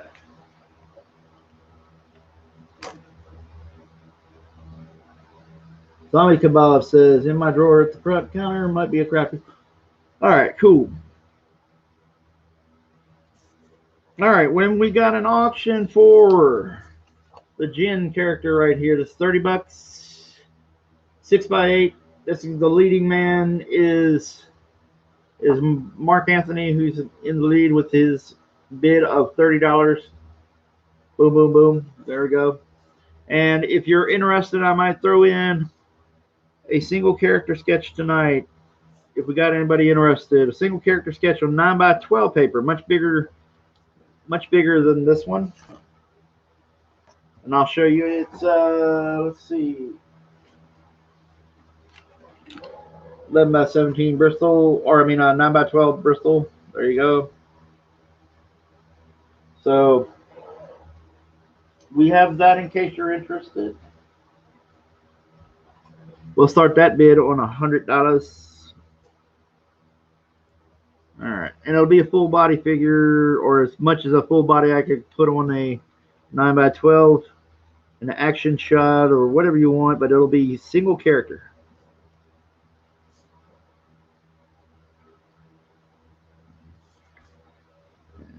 Let's see. You got kind of a Arthur Adams square jaw, kind of angular square jaw kind of deal going on.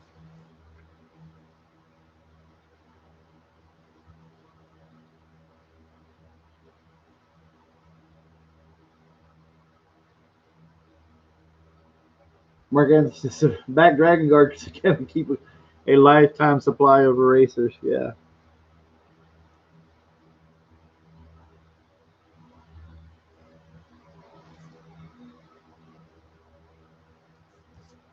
Yeah, I guess I'm going to have to. I have a book bag full of pens right now, so maybe I just need to make get a giant supply of needed erasers too.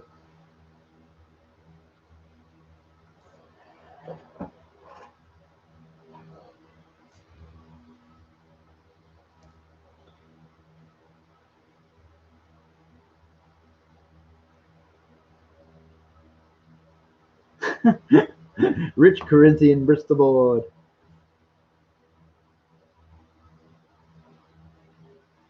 Today I received an original watercolor piece of the Phantom by an artist in the Philippines. Sweet. I like the Phantom. I like the movie. I don't know, maybe not a lot of people liked it, but I like the movie and I like that costume. You go back and watch it. That Billy Zane costume, the one where you could see all these skulls and stuff in the fabric, the fabric looked like spandex, but if you looked in the spandex, it had all these. I don't know how they did it, but they weaved all these skulls and things into the fabric, and when they did close-ups, it looked badass. I was like, man, I want to draw that. So I've got to figure out a way to draw that and be able to draw it repeatedly, kind of fast. But I would love to draw a phantom piece with that. Done one before. I've got it at the house somewhere. My kind of a first pass kind of drawing it, but I love that costume. I thought it was that was one of those times where you see people, really trying to really be creative and have good ideas when they're being creative, not just crap out something that looks really horrendous.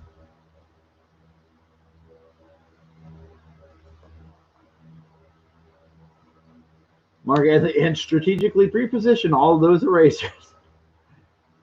South of None, I actually like the movie. It's underrated. Yeah, that's what I feel. Yeah. Yeah, it's an underrated character too. Yeah.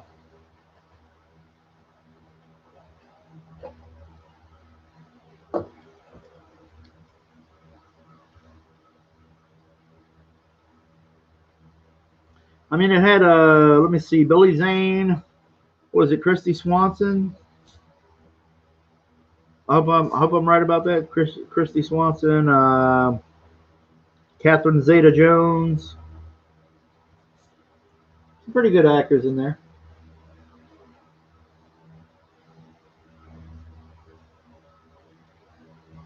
Yeah, Gotham Knight. Yeah, it's the only thing I like Billy Zane in. Yeah, he's good at playing a douchebag. So it is what it is.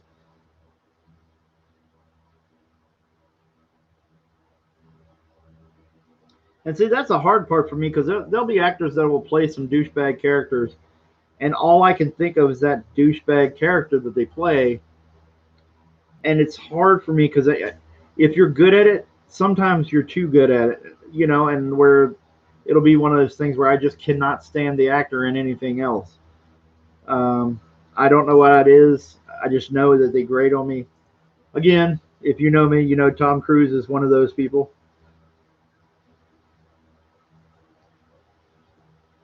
For whatever reason, he just grates on my nerves. Except for as Les Grossman from Tropic Thunder. That movie can do no wrong, in my opinion. Especially in this day and age where it's kind of a great parody of just Hollywood and uh, the kind of, uh, it kind of thumbs its nose at kind of like the cancel culture and stuff like that. Um, it's very loud. It's not afraid to say some offensive stuff.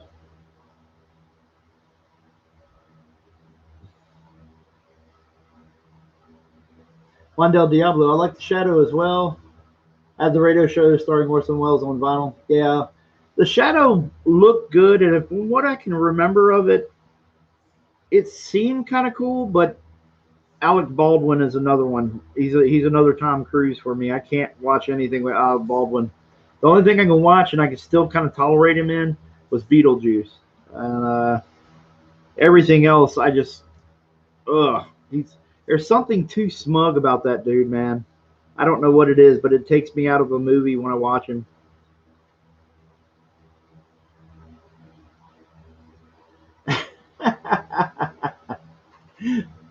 Oh Lord, Mark Anthony, yeah, you got me.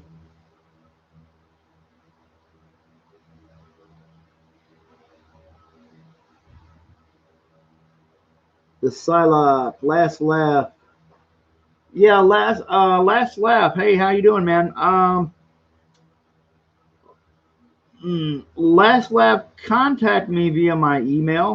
My email is in there. We got to talk about that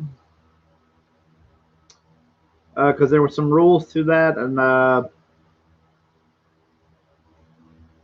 I'll have to go through. But we might have to talk about that.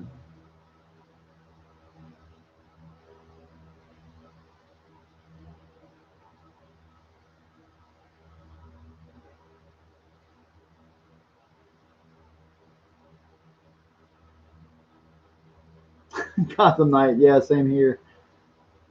Tommy Kebab says, "You are worthless, Alec Baldwin. You are worthless, Alec Baldwin."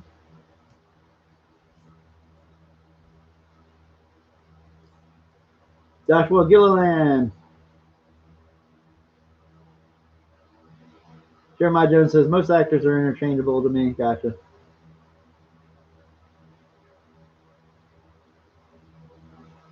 Jeremiah Jones says I can't name half of them.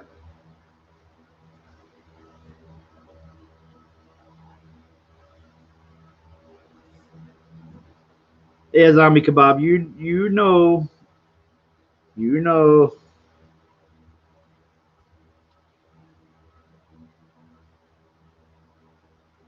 That was one of the few things I liked from Team America was that whole little bit with Kim Jong Il.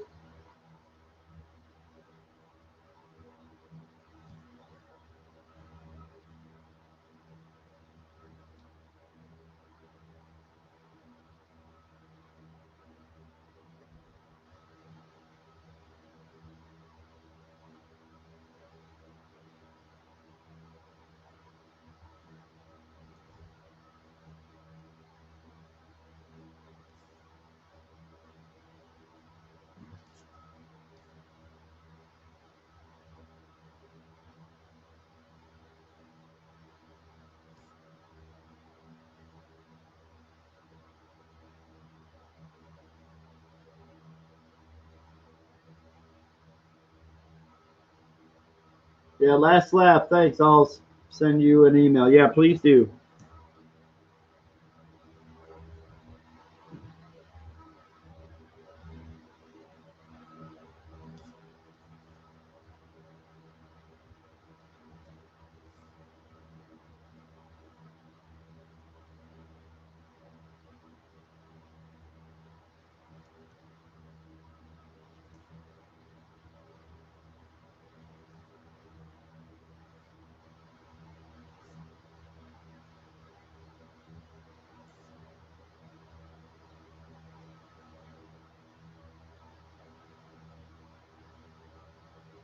Mark Anthony says it's like seeing Johnny Depp in movies. I can't disassociate him from his characters now. Yeah, some of them. Yeah, yeah, exactly. What I thought was crazy. Not that I want to get to insulting anybody or anything like that, but what I thought was crazy about that whole thing with him and Amber Heard. The most like I think it was around in January or February, something like that. The most recent round of evidence against her, where they had the phone call and he was talking to her, and he was talking to her about like, hey, this will never, we cannot have this happen again. And he was, dude sounded like Barnabas from freaking Dark Shadows. I was like, he actually talks like that in real life. Like, I don't remember when Johnny Depp talked like that. And then all of a sudden you're hearing these calls, and I swear the first thing I thought it was Barnabas. I was like, is he playing Barnabas while he's talking to her? I mean, it was so bizarre. He's such an oddball that it was really weird. He just went into that voice, and all I could hear was Barnabas, and very bizarre. Okay, here we have Prime. Then we're gonna jump over to Red Sonja here in a second.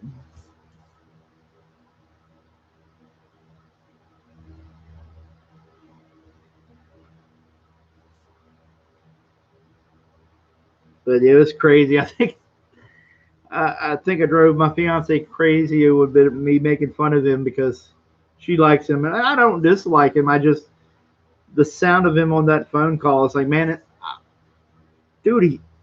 I was like, how can you carry on a conversation and not laugh because he sounds like Barnabas? He doesn't sound like Jack Sparrow. He doesn't sound like a lot of his other characters. He doesn't sound like Willy Wonka, but he definitely sounded like Barnabas from Dark Shadows.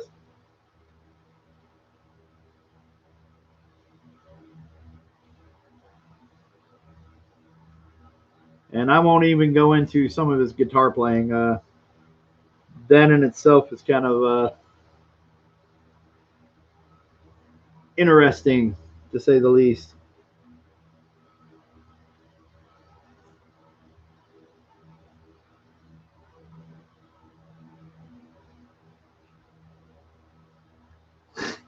Tommy Kebab says, because he hot. I'll take your word on that one. Mecca McCheese says, back Dragon Guard. Yeah, if you're out there, if you get a chance to, back Dragon Guard. The link is in the description. We're in demand on, yes, we are in demand on Indiegogo. So you could still pick up a copy of Dragon Guard. You could check out the perks. We got original art perks. You get original art from the book. We've got a perk there where you can be in the actual comic. I'll make you either a member of the Royal Guard, somebody in a bar, or one of the I don't like using this word, but just for lack of a better word, you're one of the peasants in the street, or the townsgoer. We'll say that. We'll say that. So anyway, so you can be in the book, plus you'll get the original art of your page, of you being in the book, plus a bunch of other goodies in there. I think even a sketch of a character is your choice. I'll have to go back and check. I don't want to, but there was a lot of goodies in there. Like the metal prints, I think, and copies of the book, signed copies of the book, and stuff like that. So you can be drawn in the book. That's a perk, cool perk. Double page spread perk that's still up there. Because why not, I guess. We'll go ahead and do that.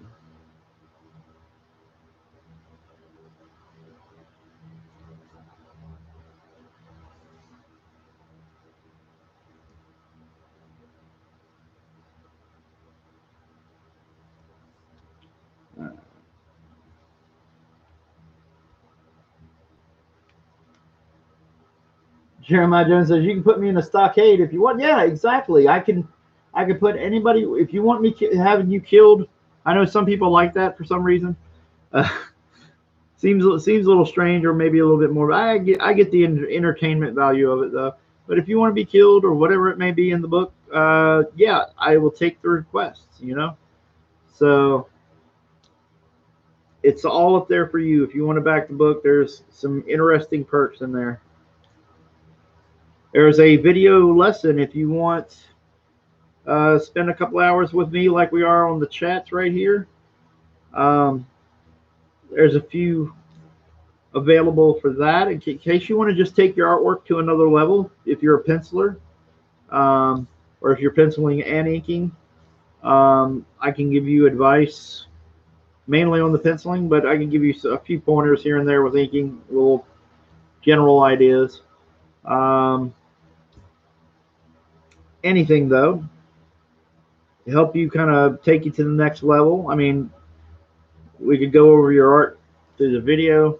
Also, depends on your internet connection, but I will look at your artwork and kind of help you, evaluate you, try to tell you some tips on how to get better.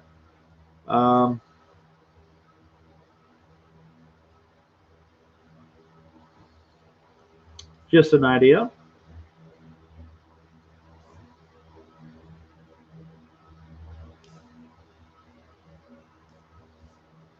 I know Prime is ridiculously huge, so we're trying to get some of that in there.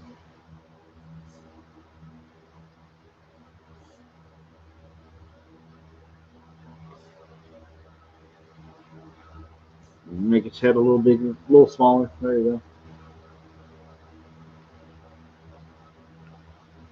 1987. Oh, it's 442. Said, loving your work on the Prime. Yeah, thank you, buddy. Give me a coward's death.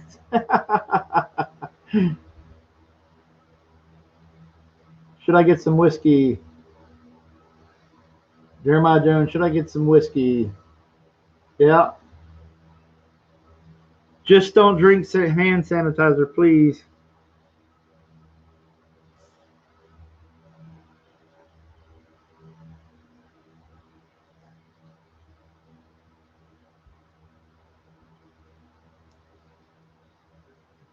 I was like, what do I do? What do I do? Get a mouthful of hand sanitizer. So I just spit that all out. But I was in the car, so I was like, oh, crap.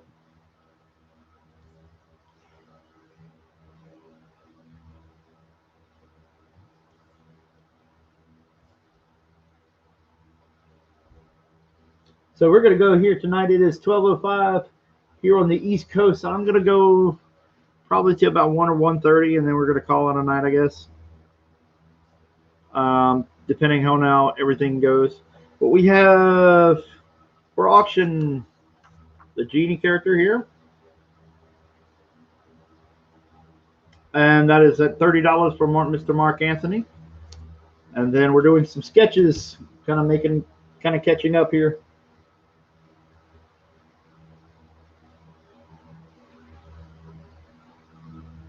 My Lord of the Ring whiskey glass is dirty. I use it for milk and cookies. Because I'm an adult, damn it. Yes, exactly.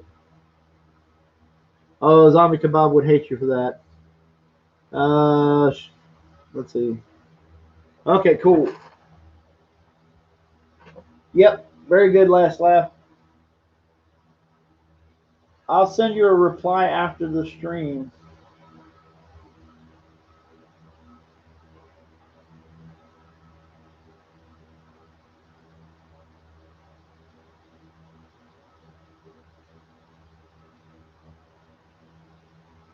Everybody out there, if you're watching, back Dragon Guard,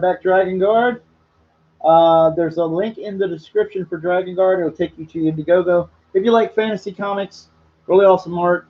We're going to give it to you for our fans. We're going to give you the best stuff we can.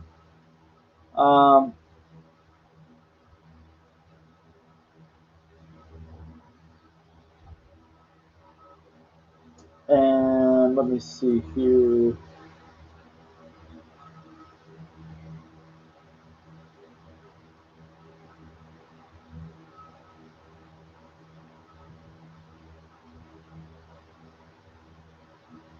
Okay, last laugh. Double check that email that's in the description. It's under PayPal because I have not seen your email.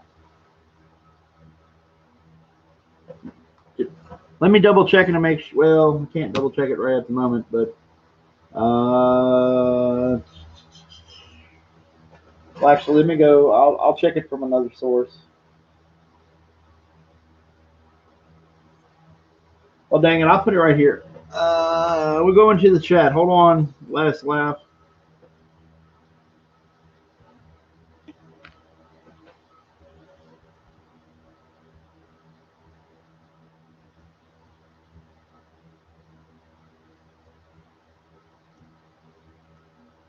There you go.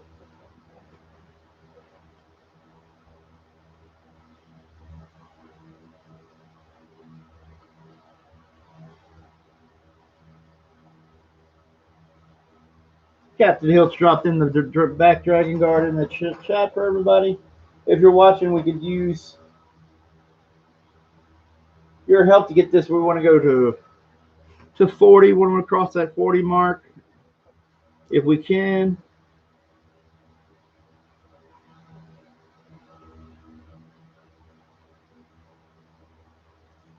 All right.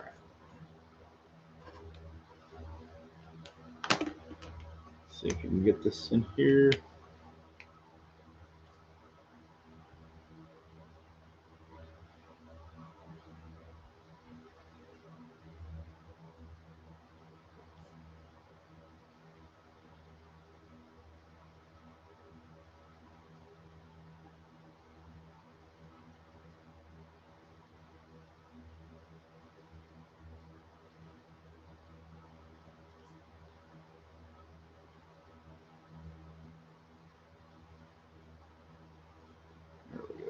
Boom.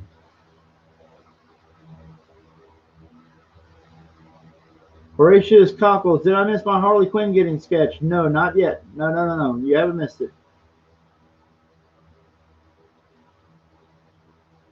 Comics legend. Hi, Kevin. I read you found the cure to cure the COVID. Drinking hand sanitizer. Yeah. Let's just say I won't be doing that anymore. or hopefully, even though my past mistakes says otherwise.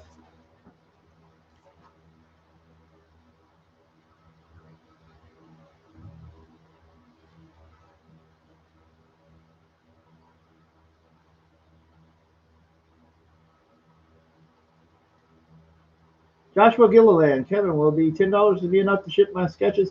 Are you on the East Coast or are you in the West Coast? Or I mean, it sounds fine. I mean, yeah, you know, like uh, I waited because of some certain situations with people uh, backing the book and then dipping out after they got in the sketches. I made it that we wouldn't ship until after the campaign ended. So um, I know most of you know that. Maybe not everybody knows that, but yeah, we had a little problem with people backing the book and then refunding after they got their sketches or when they thought the sketches would go out and this other good stuff. But anyway, but yeah, dude, it's fine. It's anything you can throw in, man. It's fine. Um, there's no prerequisite on shipping. I just if I can get the help, that would be awesome. Joshua Gilliland, Alabama. Yeah, yeah, dude. That's mid Atlantic, kind of east. So yeah, that's fine. Yeah, $10 is fine, man. Mortal Kombat.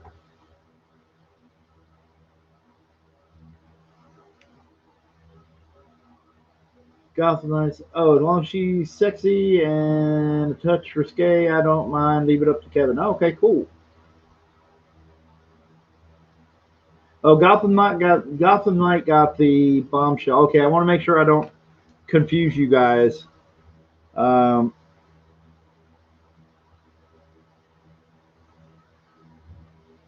want to make sure I don't confuse you guys because we got two Harley Quinns. I might mix those up.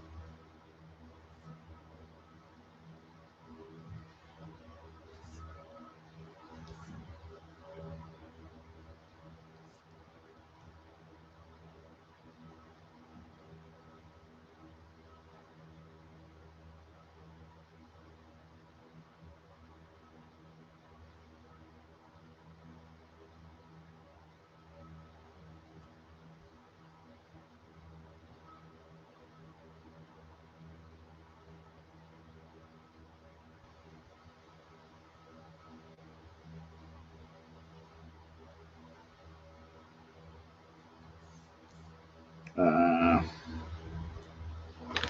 put some elections.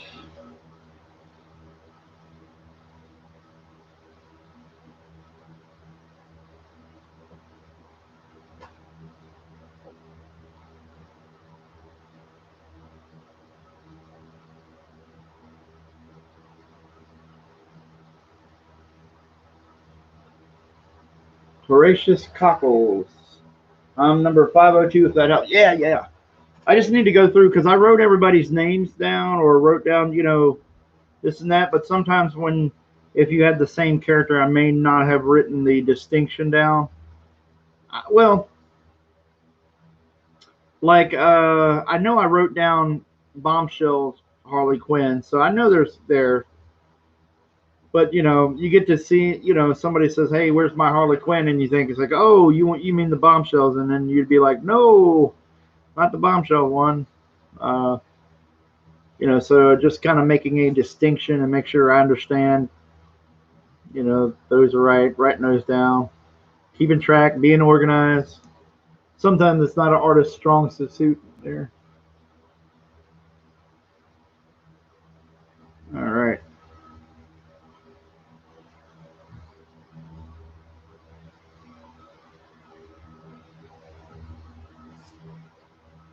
So we're gonna end the bidding for the genie here. We're at $30 as far as I know of. Nobody else is outbid Mr. Mark Anthony. So we got the genie right here.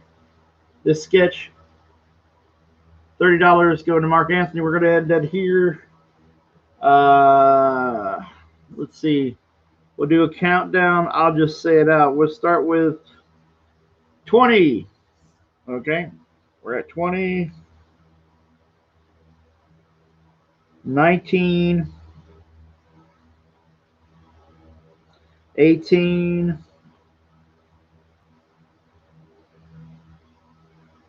17. 16. 15. 14. Where did I skip? Did I skip 15? Say 15. 14. 13.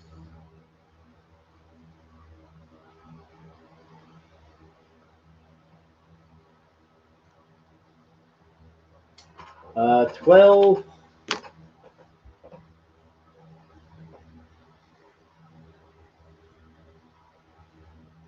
11. 10.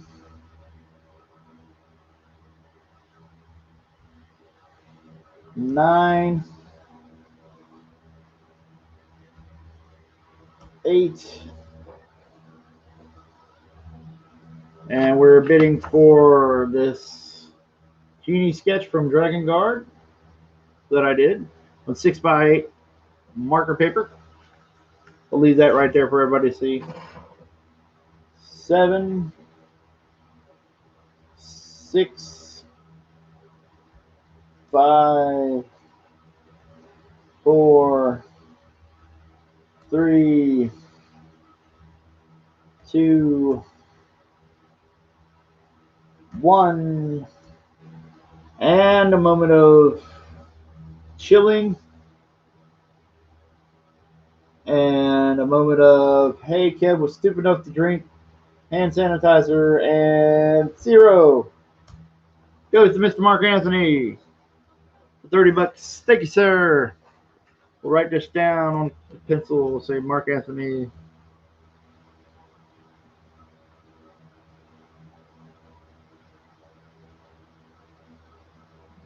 $30.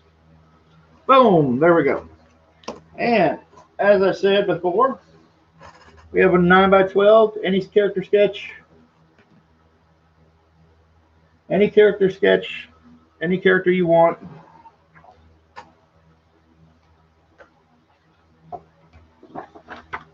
Don't pay any attention. I started this on Friday Night Auctions. This is just a Wolverine I was roughing out. So anyway, just to give you an idea, we're going to do a single character sketch, $100.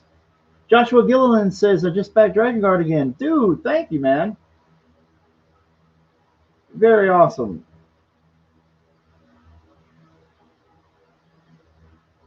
We'll have to make your sketches extra special, man. There we go. Mark Anthony wins with the hand sanitizer emojis. Thank you, sir. Alrighty. Jeremiah Jones wants a sketch. He says $100 confirmed. This is for a full body sketch, or roughly full body sketch. The Wolverine is just a placeholder because I started this the other night. So anyway, there you go. There's a Wolverine that I was starting on Friday Night Auctions. Things kind of got a little derailed from some of the conversations and things like that, and did not get a chance to finish it. So there you go. Boom. So that'll give you an idea of roughly what you'll be getting. It's a full body sketch of a character or something. This is a full body, but you get the general idea. So there we go. $100 confirmed. Wandel Diablo, have you had a chance to make? I'm definitely going out, dude. Let me see. I know I've got your pieces ready. I've got mailing supplies now, so that'll be the big thing. That's what's been holding me up. So I've got Mylars. They're plastic. You probably know, but I got plastic pieces. So those are going out. They're going out with a couple other people, including yours and what's his name? I'm trying to think of. Oh man, I'm having a brain fart. But anyway, other pieces are starting to mail out, so definitely doing it. So Gosh, I'm having a brain fart of who that was. Oh yeah, James Dietrich. I'm sending out James Dietrich too. So they're going out sparsely. I got hit money wise with some bills, and it's been a little slower than I like. I apologize. Also with the campaign, it's just me doing the campaign and doing some of the stuff. So uh, between the sketches and the free backer sketches, I got a little behind, but I am now caught up or catching up. And people's sketches are going to go out this week, next week, as soon as I can. There's something I meant to ask you, Mark Anthony. Feel like I'm going crazy. I'll email you. Absolutely, dude. Absolutely. Yeah, just shoot me an email. Or it could be on Twitter, whatever you feel like, dude.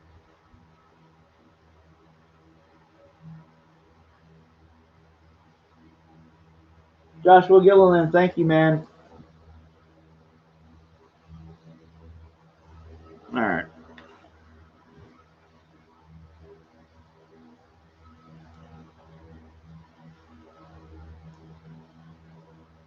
Yeah, now that the campaign is over, or not over, we're still in demand, but I'm not. That's one of the reasons why I pulled back on the free use sketches for backers stuff, is because now that the campaign's kind of done, I can get back to focusing on catching on some things, and then hardcore hitting Dragon Guard and making sure I get more pages with Dragon Guard. You've seen some new ones, and I've got another new one. There's an epilogue page I am almost done with. I don't know how much of a spoiler it is. It's really cool. It's an epilogue page, so the reason I'm drawing it now is that it's kind of out of continuity of the story. You don't have to, if you see this page, you don't have to, it's not anything where it disrupts the storytelling or anything.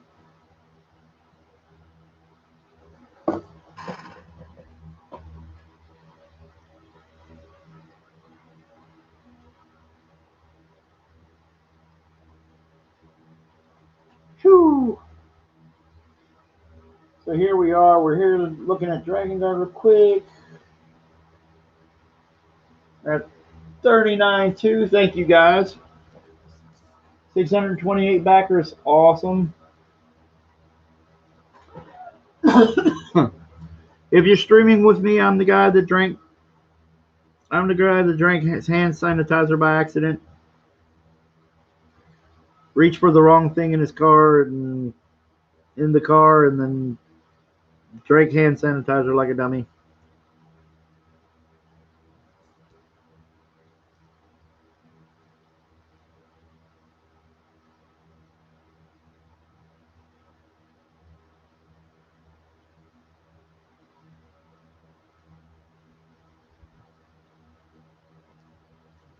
All right. Well, there we go. Mr. 1987 Old 442. There is Prime. And we're going to shift to Red Sonja here in a second.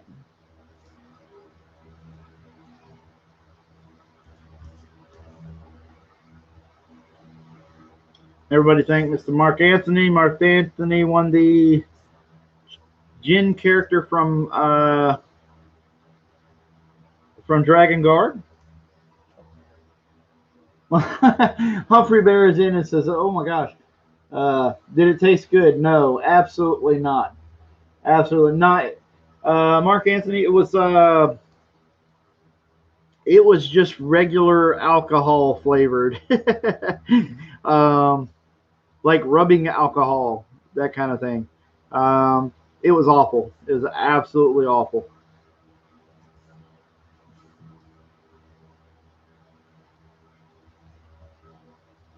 I drank moonshine before, and that's got more flavor than that hand sanitizer. It was like the company that does a lot of vinegar. What is it? White House or White something another? White Hall, something like that. Vinegar.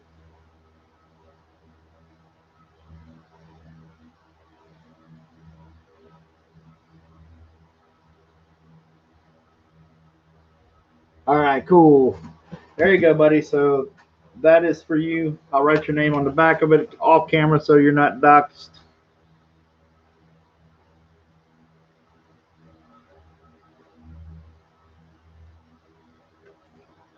All right, there we go. There you got yours. Now we're moving over into Red Sonja.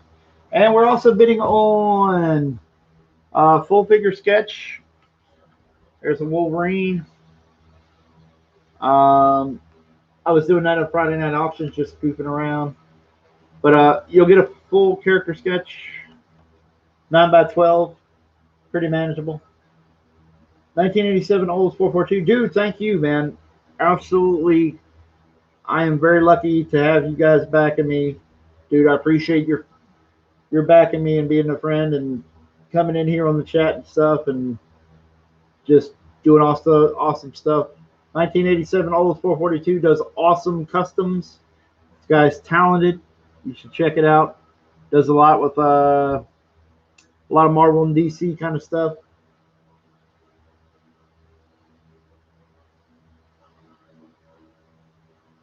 Tommy Cabal, all right, guys, have a good night. I'm going to play some Guild Wars before going to bed. Mondel de Diablo says good night. Knight says good night. So anyway, we're at $100 for Mr. Jeremiah Jones. So we're having that auction. We're going there.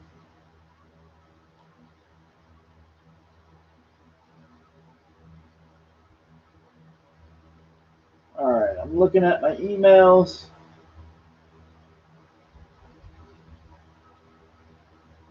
Yeah, Mark Anthony, feel free if you want to send me something on Twitter or whatever is perfectly fine.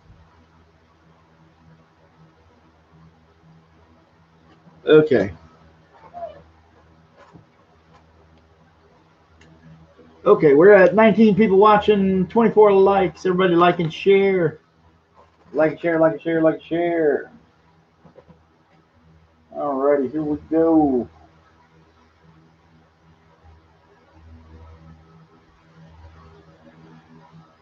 There's like 2 people I have not received an email from, and I'm trying to figure out what's going on.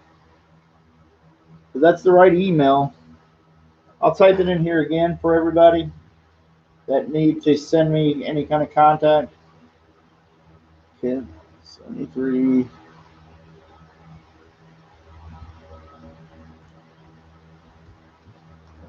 There you go. Boom, boom, boom. Yeah, I'll check that too.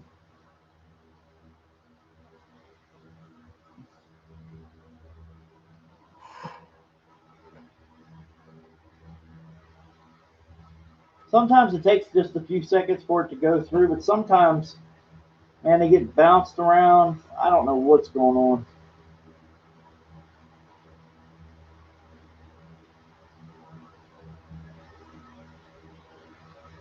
It might be a connection issue. I'm not sure. If I don't see it, just send me a copy in Twitter if it's possible. But anyway, let's get back to drawing. All right, we're auctioning off 9x12. This will be only one drawing for tonight. I'm going to be working on a Red Sonja while the auction's going. Don't want to auction off too much stuff. I got to keep it under control. So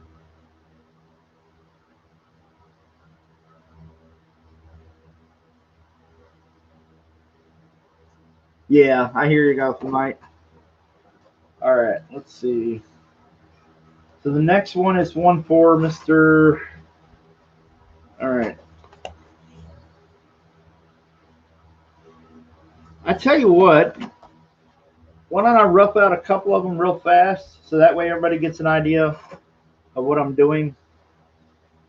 We have a Red Sonja. We have Horatius Cockles Harley Quinn. So let me get his Harley Quinn in here.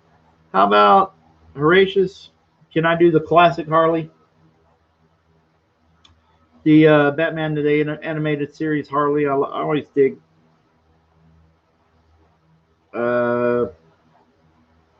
You know, that costume. I really like that look.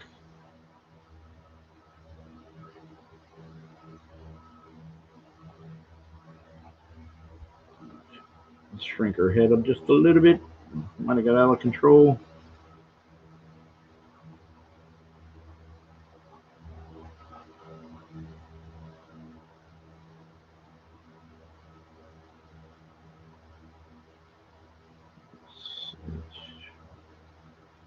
Got her head tilted.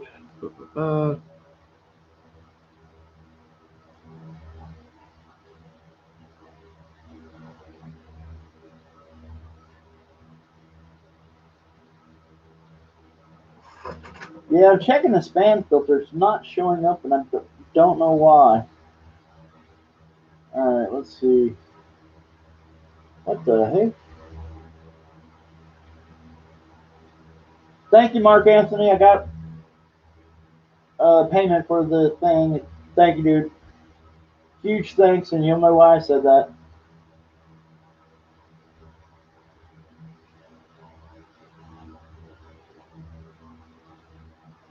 What is going on tonight, man?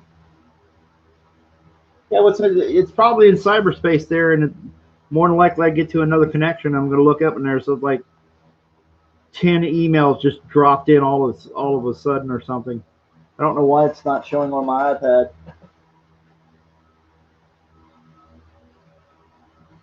Oh, what the hell?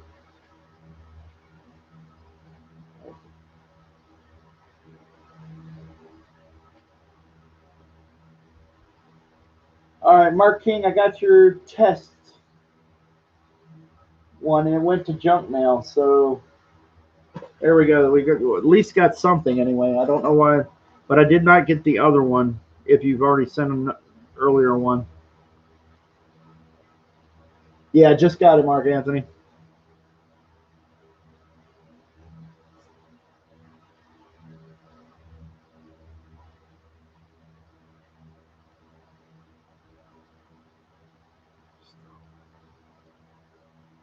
All right. Let's see. Horatius Cockles, I'm working on your Harley. If you could just let me know if Harley is okay with you. The animated series costume, if that is fine with you.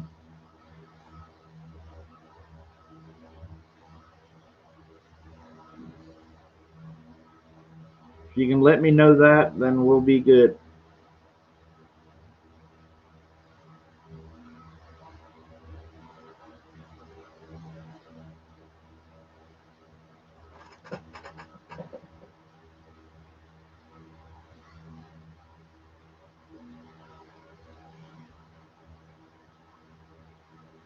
Yeah, I got your test one. For some reason, the other ones aren't going through. What the hell is going on?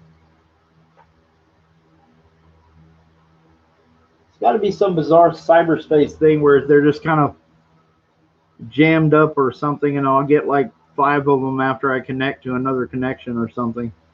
I don't know if anybody else has had that problem, but sometimes that'll happen.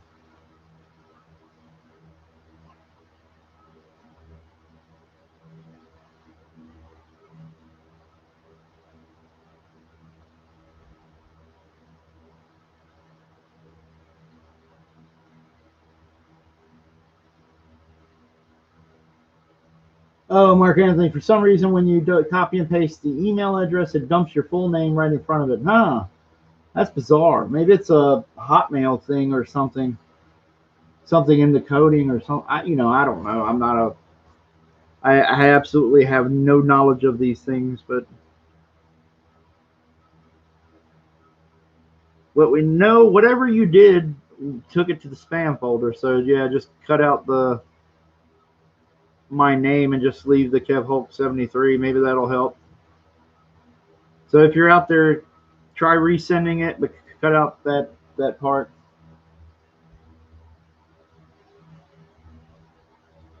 Well, at least everybody knows I'm not messing with you. I'm actually not getting the emails for whatever reason.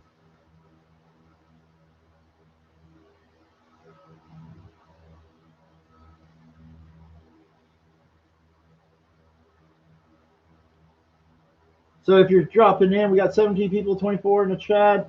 If you're dropping in, we're doing we're catching up on the free sketchers for backers promotion I did, right? The last one I did for Dragon Guard, which is on Indiegogo, now in demand on Indiegogo, which means you could still get it.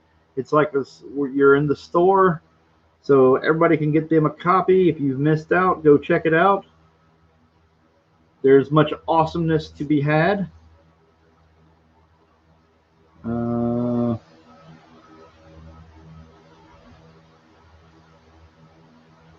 if I remember correctly, she has these little doodads on her neck right here, I think. Gracious Cockles, you're back. Awesome. Yeah, is Classic Harley okay with you? I just want to make sure. Mark Anthony, Kung Fu Panda, Legends of Awesomeness. Yeah. He knows. He knows. Yeah, I love Classic Harley. Okay, cool. All right. Good job. Or good to hear anyway. So I didn't mess up. I did not screw up.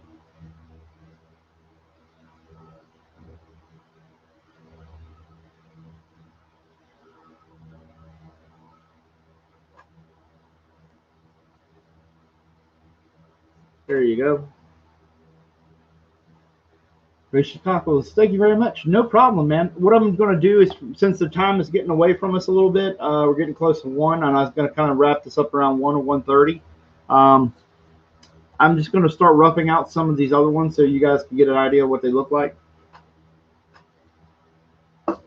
So I still make people happy. So I'm going to go on to fan advocacy, who had Red Sonja. So we're gonna let's see.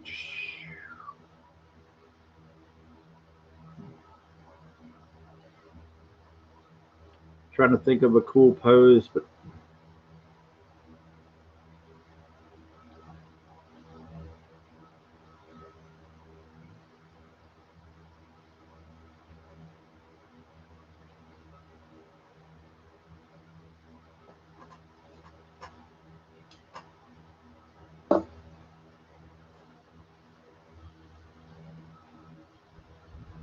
okay, cool. Updated 4 minutes ago. All right, come on, you. What are you doing? It might be my connection. Everything's going slower over here on my iPad for some reason.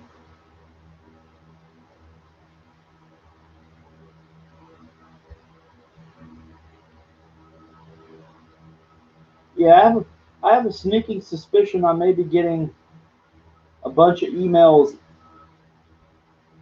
later from you guys that's kind of backed up or something.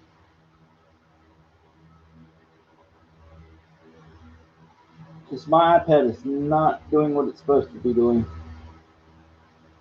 All right. You guys are there. Hold on just a second. I'm going to check one of my windows.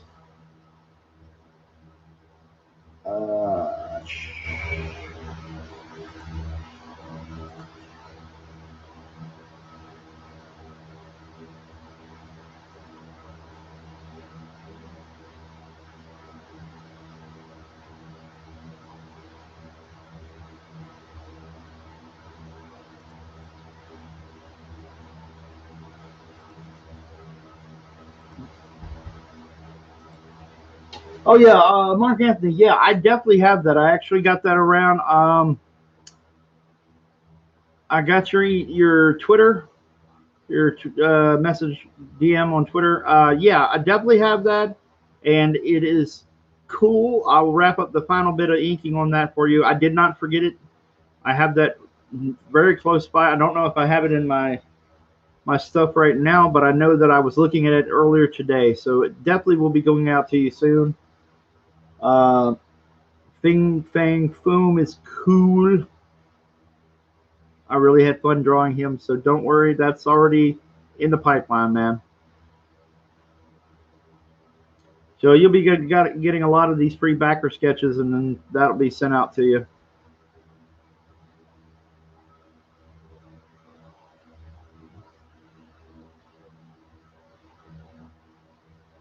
Oh yeah, yeah, you're not crazy. Definitely, I'm still keeping it.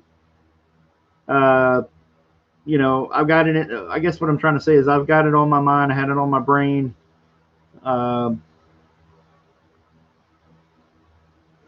be honest with you. I was kind of surprised by the amount of promotion that you got to do. You really have to get there and really stream and promote, but at the same time you don't want to get so swamped with it. Between my family and that kind of stuff, it was surprising how much. So it's my fault. I got a little bit behind, but these things are rolling out now that the campaign all that hard.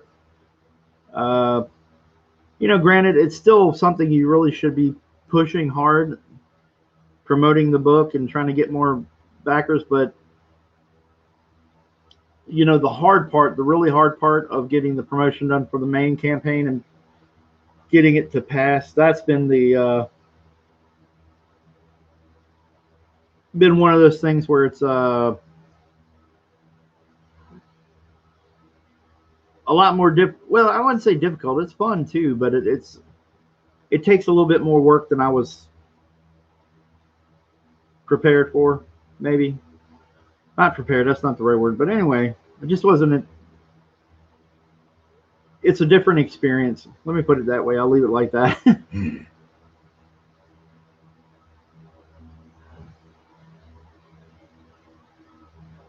Because you really have to be I guess you have to just jump into a role of being a publisher and kind of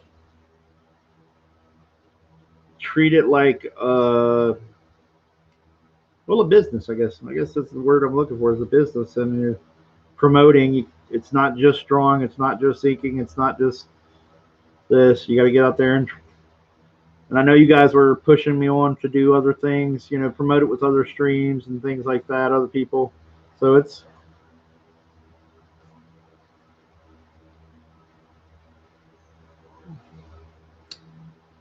definitely a new thing. I couldn't do it without you guys, man. Thank you.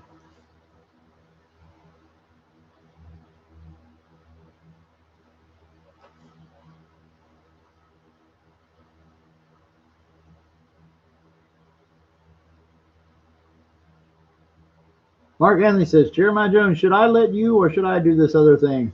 Uh-oh. Am I in trouble or something? You guys going to gang up on me?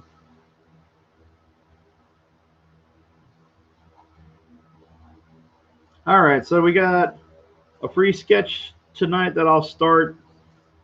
Not a free sketch, but you know what I'm saying. I'm auctioning a single character sketch. I will start it here tonight. I'm doing some of the free backer sketches from the other night where we got had overrun and I got a little late. It was like 3 or 4 in the morning, so I had to call it quits.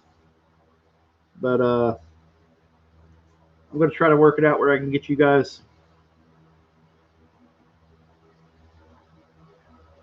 we're going to do this 9x12, mostly full body, as much as I can fit in there. It'll be action shot, single character.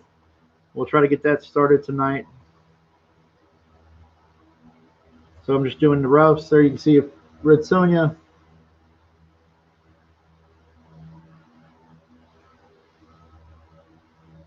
We're auctioning off this 9x12. Starting bid is $100. We're at $100 for Mr. Jeremiah Jones.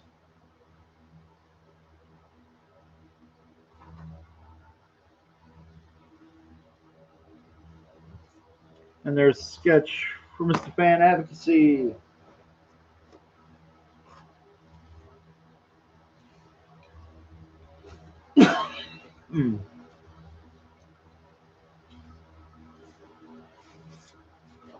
All right.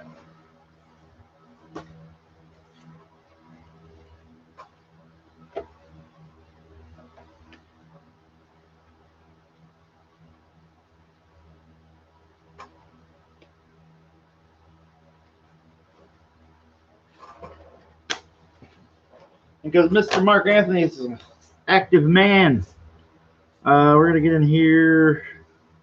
We're going to do a homage, but let's get it right, Mr. Jim Lee. We're going to do a homage.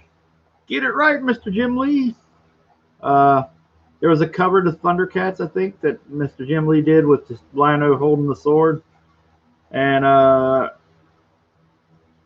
Mr. Jim Lee didn't draw the character properly. You know, I love the man. I dig his artwork, but he didn't draw the character. It was a different take. We'll say that. We don't say that, but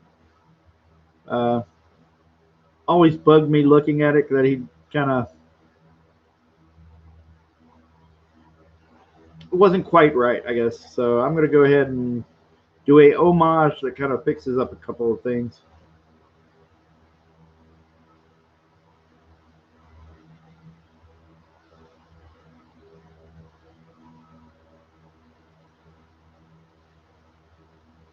Mark Anthony, toilet paper? Is my art that bad, man? You're going to use it for toilet paper?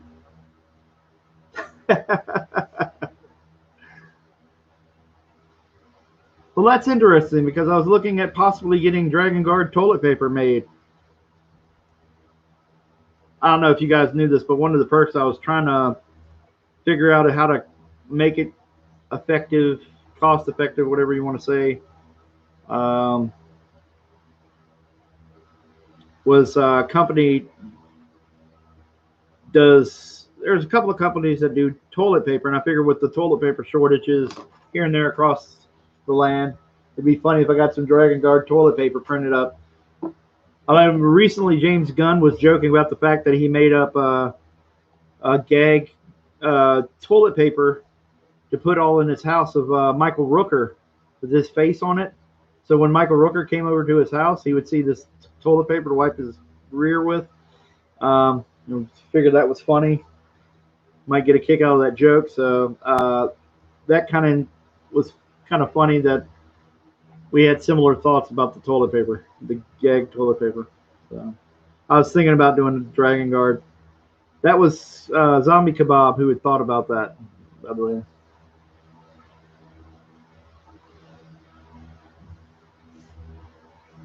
That may be a reality. May be something I spring on a few lucky backers or whatever. I don't know. I don't know how I would do that, but I thought that was funny. There's a couple of vendors online that we had been looking at, and the prices. We were checking the prices. It gets a little expensive, but not super expensive.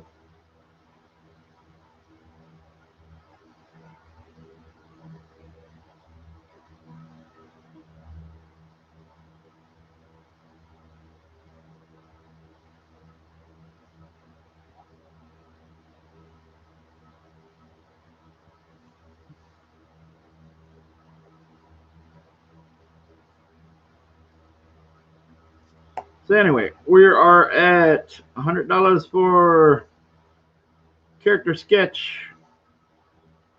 One character, 9x12. Mr. Mark Anthony, or Mr. Jeremiah Jones, I'm sorry, is the leading bid. $100. A bit you can bid in increments of $10. All you have to do is say confirmed. Just like Friday night auctions, just say confirmed.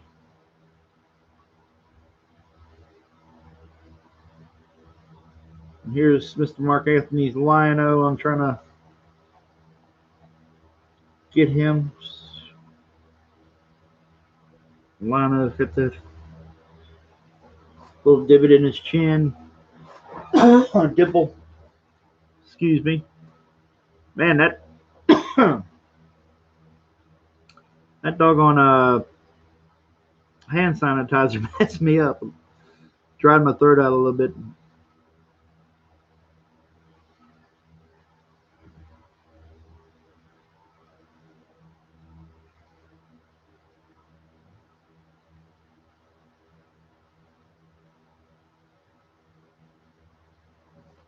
So this is a homage to Jim Lee's Thundercats cover. Similar pose, but hopefully more cartoon accurate.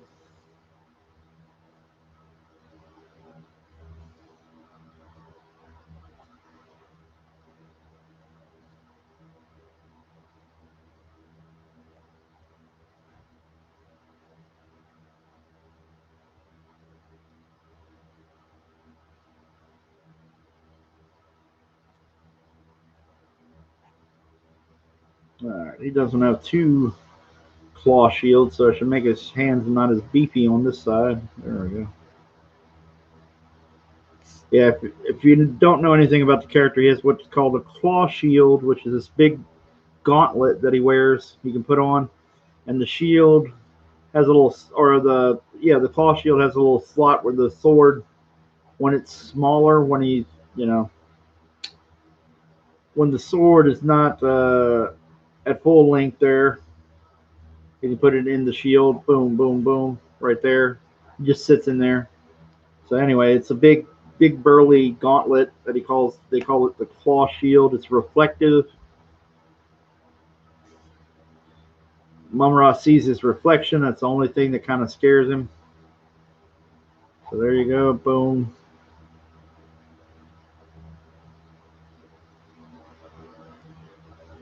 Only thing that weakens Mum-Ra, really, I think.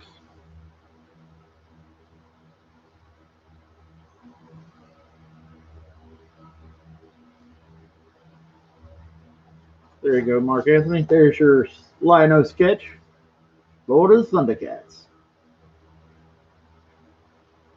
Gotham Knight says, hey, if Spaceballs can do it, why not Dragon Guard? And another hand sanitizer. Oh, boy.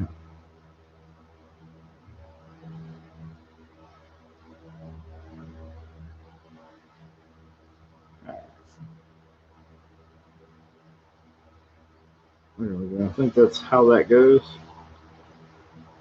They curl around.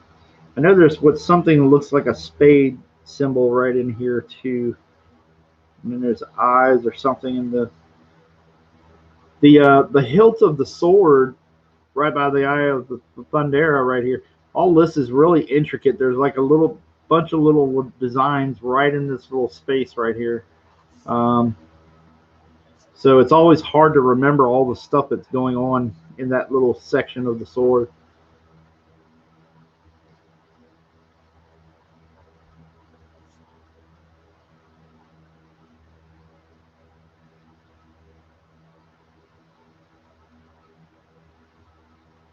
All right. We'll make sure we get Lion-O's face drawn in a little better, but that's good shot.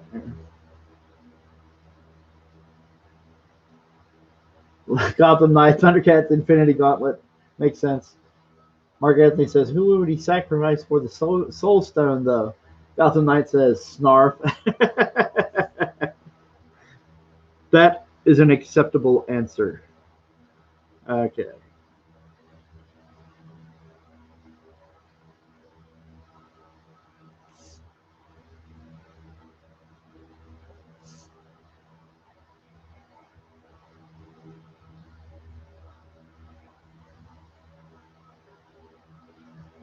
All right. There we go.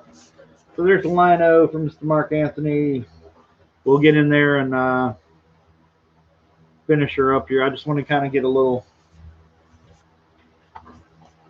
headway on some of the sketches in terms of getting them laid out so people can go, hey, what does my sketch look like? And boom, boom, boom.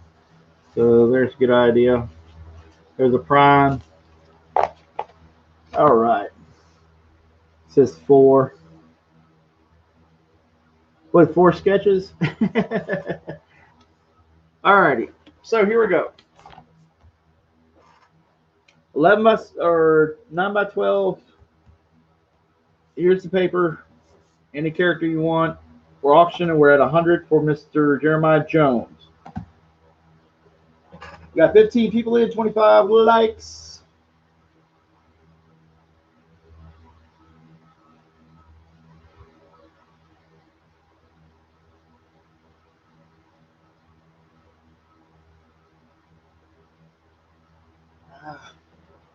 Oh no.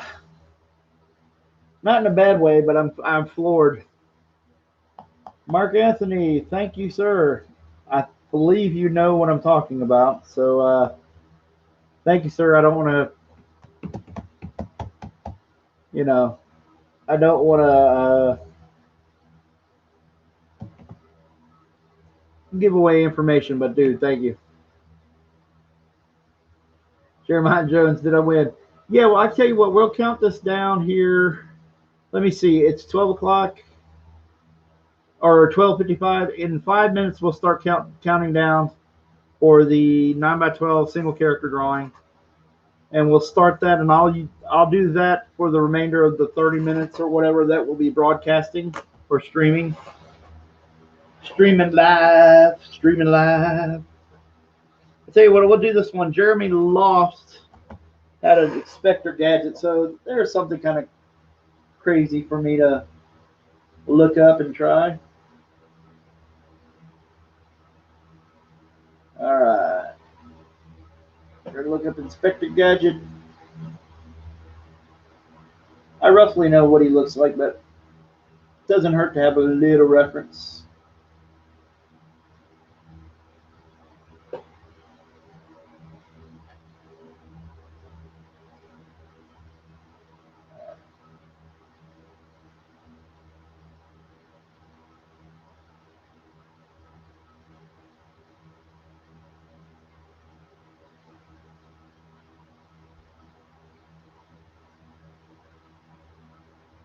All right, I'm looking up the reference for Inspector Gadget before I rough that out.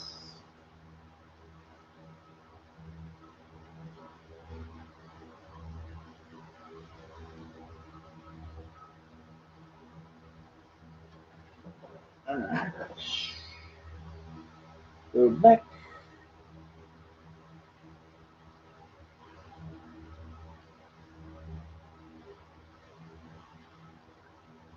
All right.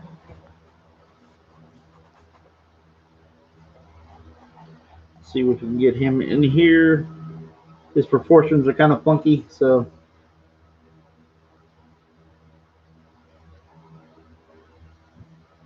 The number 4 has significance. It might have done something. Oh no. I don't know what you guys are talking about.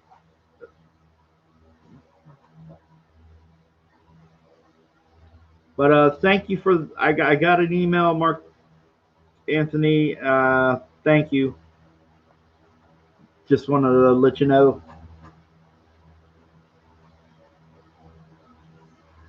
I'll try to get you guys some pictures of some of the more pages.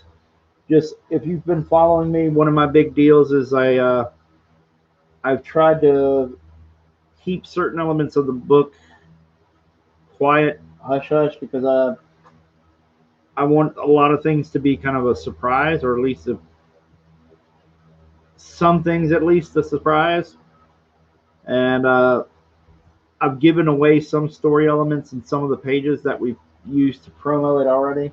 And I'm not a big fan of, for everybody listening, I'm not a huge fan of the way trailers are these days, where they give away so much, and you could kind of, if you're, some of these people on the internet, like on YouTube and stuff, are great at just deducing story elements. A lot of times they'll be right just from the trailers and photos and stuff, and sometimes the mystery of things have kind of gone the way of the dodo. It's hard to be surprised at a lot of things nowadays. So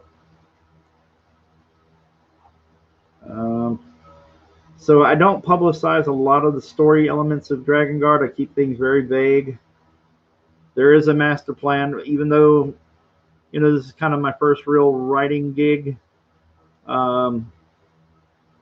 There are elements of the story, stuff that I think you'll find pretty cool.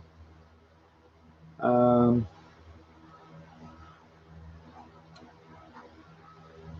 understand, bear with me, but I'll start trying to show a couple more pages here and there when I can.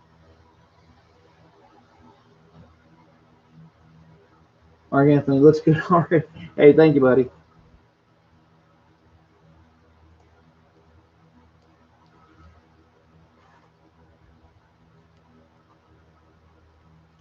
But anyway, one last time, and I know you guys have already heard it, and I don't want to bring everybody down, but I just wanted to give a shout out.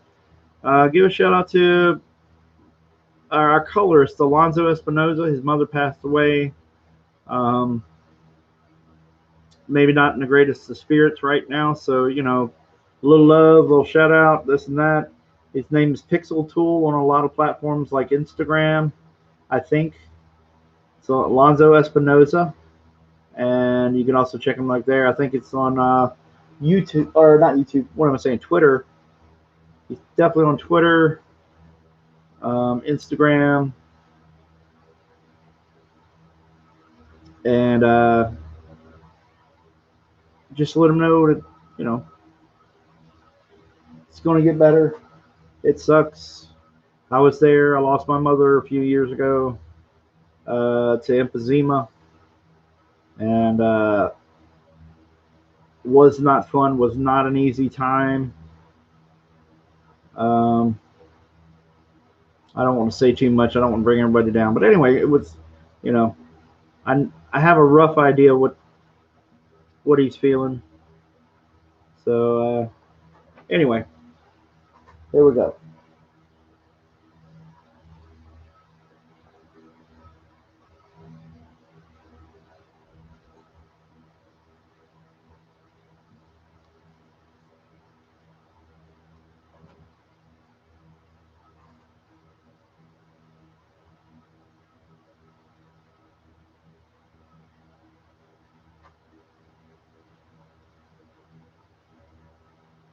Oh, you're kind of angry, Inspector Gadget. I don't want that. He wants to be lighthearted.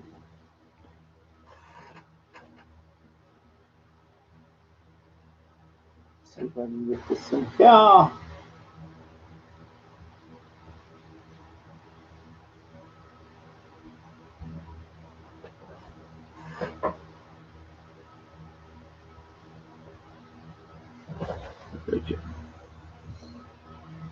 Get his hat. He has a very short brim there. It's a weird brim for a hat.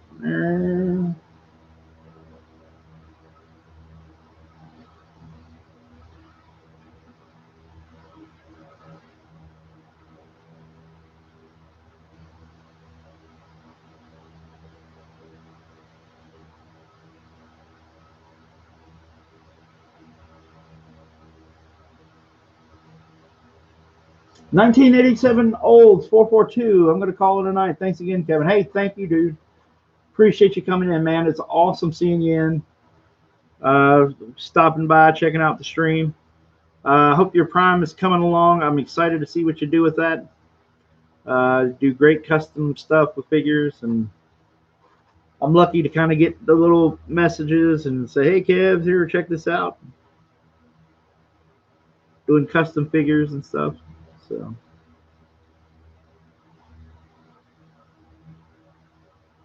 have a good night, man. All right.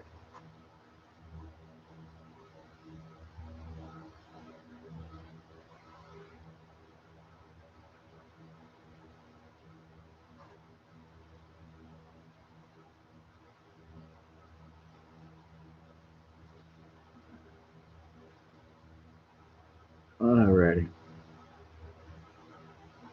Inspector Gadget is pretty much done. He's got those flaps on his trench coat, the little flaps beside the collar. There's the collar, but there's these little flaps that come up over the shoulders like that. I think I've seen a trench coat like that, but I'm not sure. Alrighty. Boom. There's the Spectre Gadget. So we got some roughed out. Okay, we're at 104. So here we go.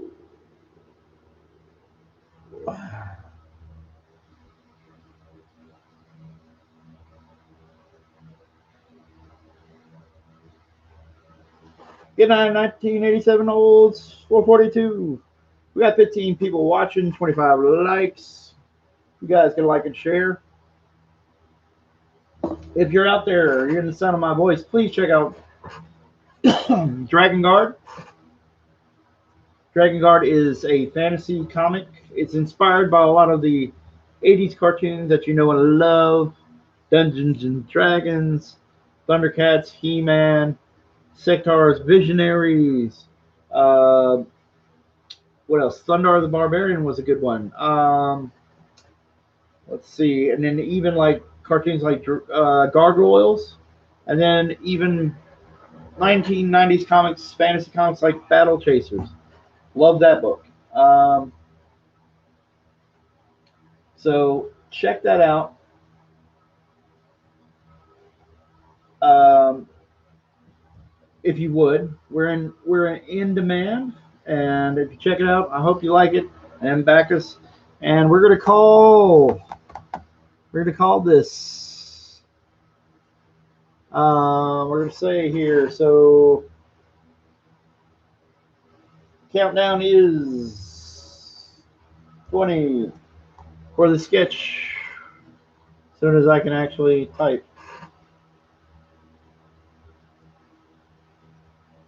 This is for 9x12 full figure sketch, $100. Mr. Jeremiah Jones is in the lead.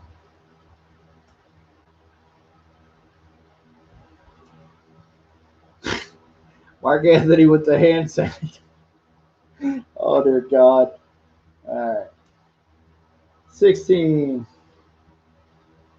15.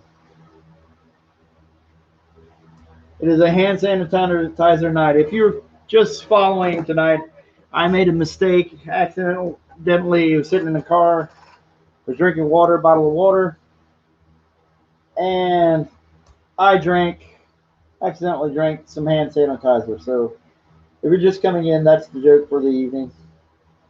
I'm a dummy. Time to write some music. Laugh out loud. All right. Exactly. 11. 10. Jeremiah Jones is in the lead with $100. 9. 8. 7. 6. 5. 4. 3. 2. Sniper no sniping. 2. And 1. And finally, brief pause for one last hand sanitizer joke. If got it. And 0. And your winner is Jeremiah Jones. So Jeremiah Jones, buddy, hit me up. Let me know if you want to go. All right. I'm not going to go into the ZZ Top. But anyway, Jeremiah Jones, you have won, sir. You know the drill. Tell me, let me know what character you want so I can start this, entertain these people, and get a little sketch going on. Mr. Mark Anthony won this earlier tonight. Little sketch, little sketch.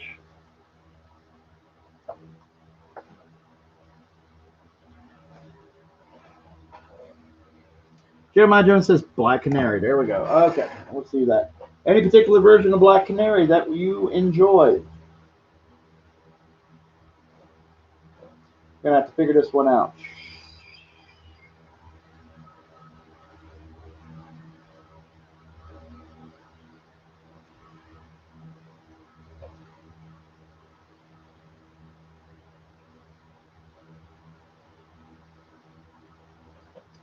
All right.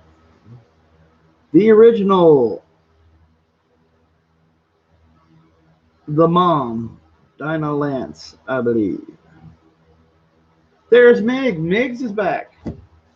All right. Hey, Migs. We were bidding on a full figure here, and I'm getting ready to draw a Black Canary, so you got in here. So I need to find Dinah.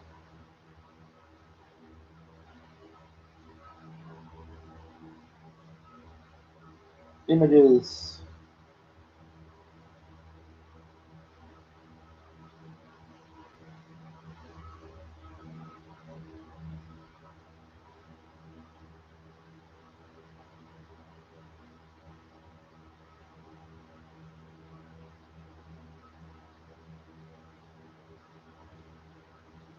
All right, so she just would have the Dinah would have the leather jacket, and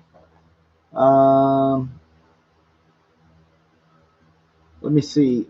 She would have the leather jacket and just the fishnets. Are we talking about that? Because I didn't realize she had. Oh, camera, don't you do that to me now. Come on now. We're doing so good this evening. There we go. We'll keep this on here. Keep that on there, see if it'll work. All right.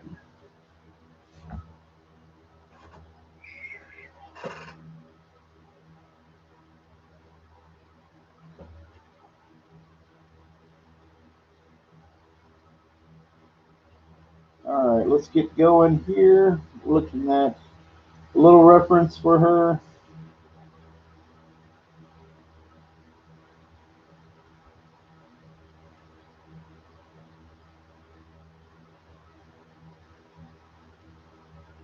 Would you like an action pose? Yes. Yeah, that's basically the same character, just more retro. Okay, cool, cool, cool, cool. Let's see.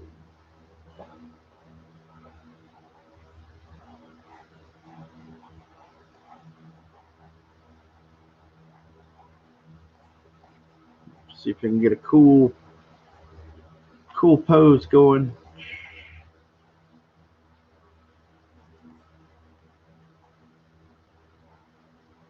See if we can get.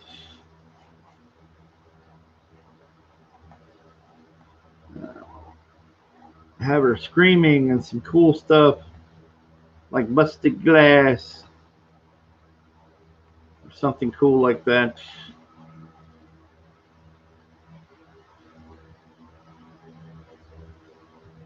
All right.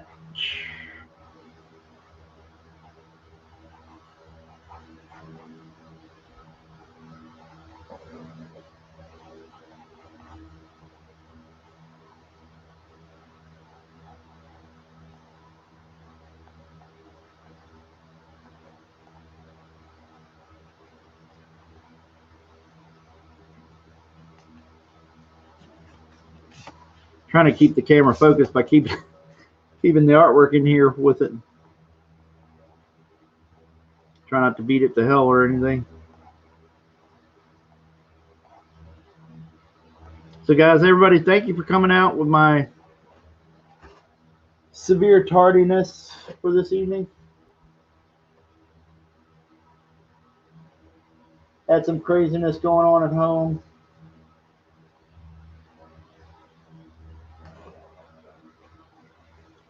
Had some craziness going on at home. Had an accident and this and that. So everybody, thank you for sticking with me, coming out, checking out the stream.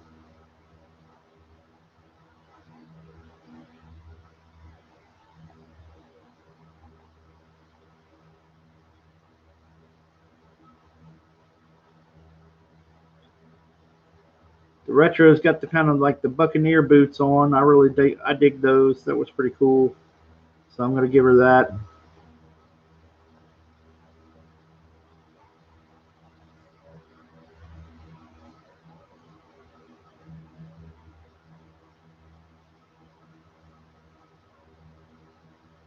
Yeah, Jeremiah Jones. Yeah, she's got shorter hair, I think. Like I can make her retro. Maybe. Let's see. Well, I mean, I know I can make a retro, but I'll leave it up to you what you prefer. But I'm just gonna have her arms out, kind of pose. Got the screen going. Still trying to make her sexy.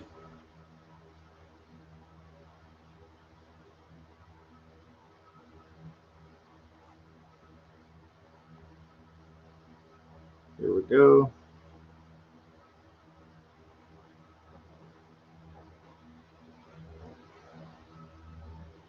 Yeah, kind of 50s style. Yeah, we'll do that. She's screaming. Ah. There's a contorted mouth kind of scream, but it'll look sexier. Don't worry. Just kind of getting the basics down, how the how the face contorts when you scream. Your eyes kind of close up, clench up. Nostrils flare a little bit. Your mouth on the corners, you get that kind of a fold of skin there on the side where the cheeks meet, and it's tense, very tense. There you go.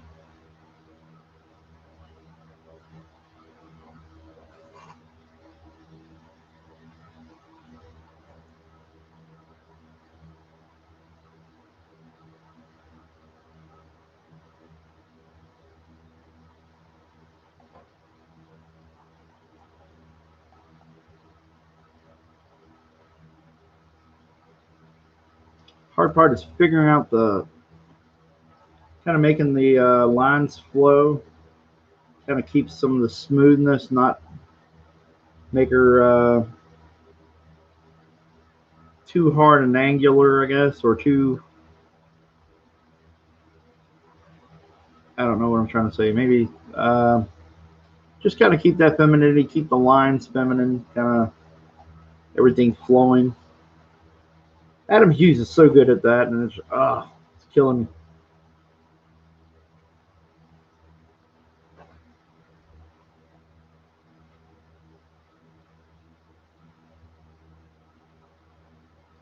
Strand of hair blown away. There it is. Something like that. We'll get it all sussed out here. Migs.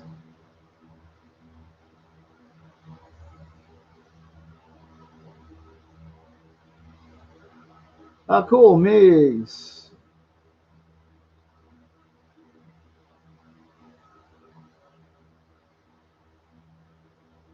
Oh, they're talking about Black Widow? Yeah.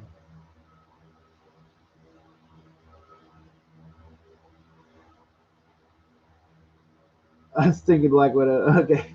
I'm tired. Oh, I got you.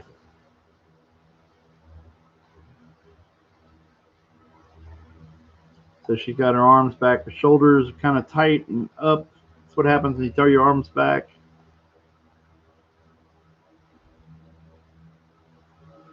She's angry. Clenched fists. Now we're standing on some kind of building outcrop like a chimney or something like that, or some kind of AC unit or something crazy. Then we got, I don't know, something around here for breaking glass.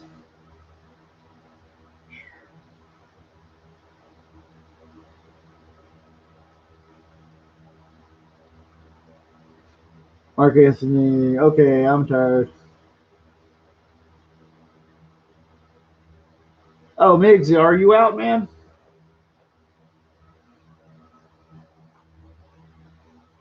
Let's see, we're at 14 people still in, watching. Everybody checking it out.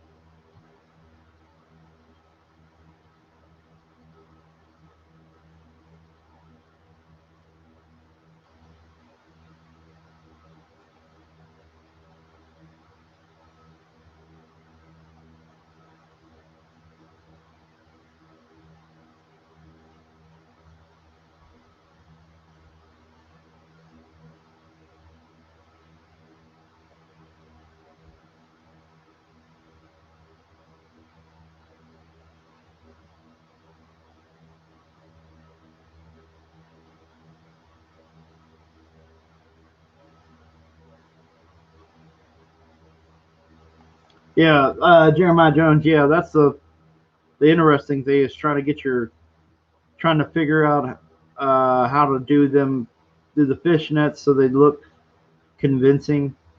It's about following the contours, and I'm still trying to. This is good practice, I guess, is what I'm trying to say. This is going to be good practice for me because I'm still trying to get that to where I like it, where it looks convincing or.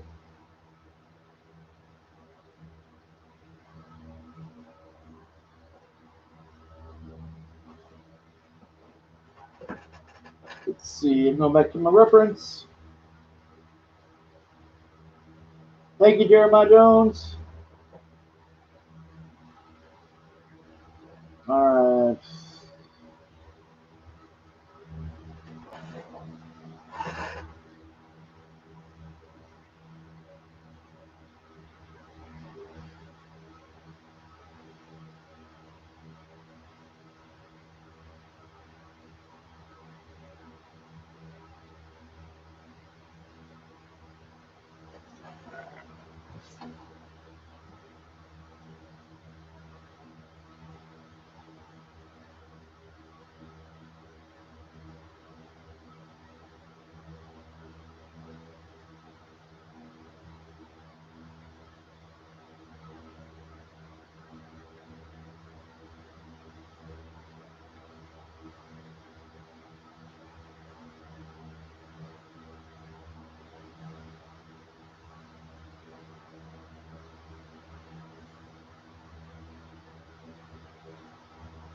And so the hard part, whenever you're drawing somebody like they're screaming, especially with women, the hard part is always when you're trying to get these little stress lines and, the crinkle of the nose when, got the nostrils flaring or whatever, is still making them look soft or feminine and not put too many lines. The general rule is the more lines you add to a woman's face, the more you age her, kind of. Even when you're trying to do creative, stress lines. Kevin, not yet. Oh, cool, cool. I'm glad you're staying around. Then good. We're gonna call it here in a little while, probably in the next 20 minutes or so, just because it's been a rough day, and I'm not sure I can stay up much longer. Stay out.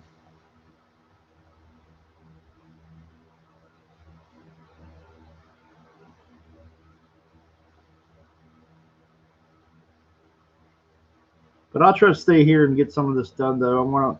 I want Jeremiah Jones to be happy with the drawing. So,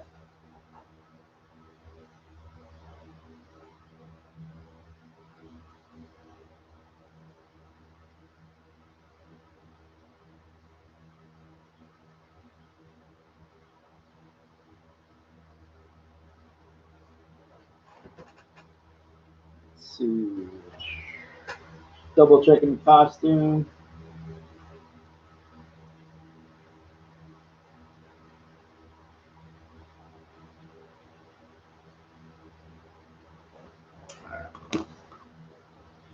I'm gonna go in with the eraser, the almighty eraser.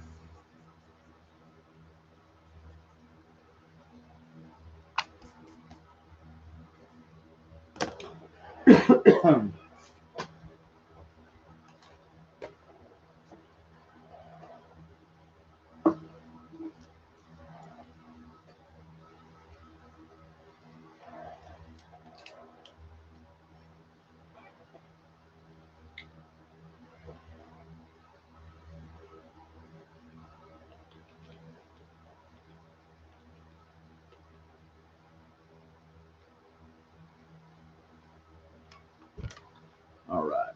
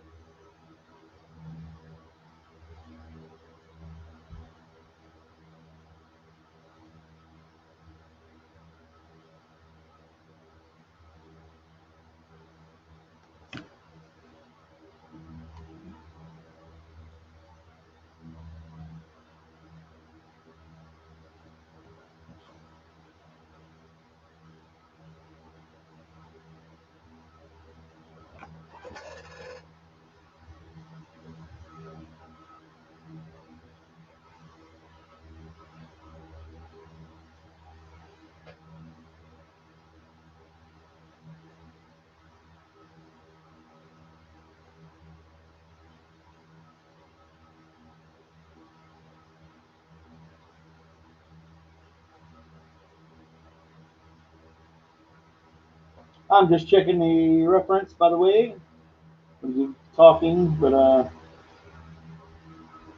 oh yeah, that's right. Let's get that choker in there too.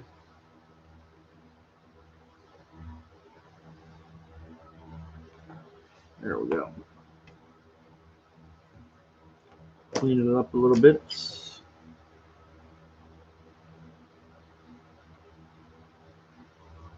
We're at 13 people watching, 25. There we go.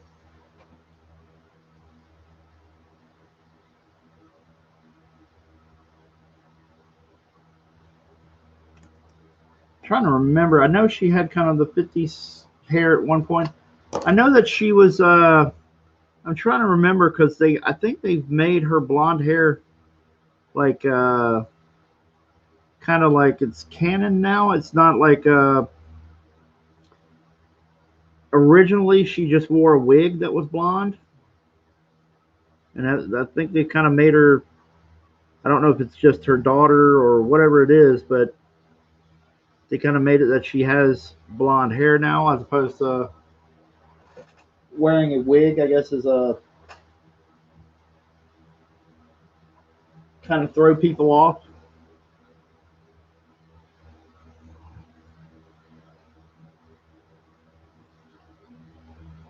Am I right about that? I may be wrong.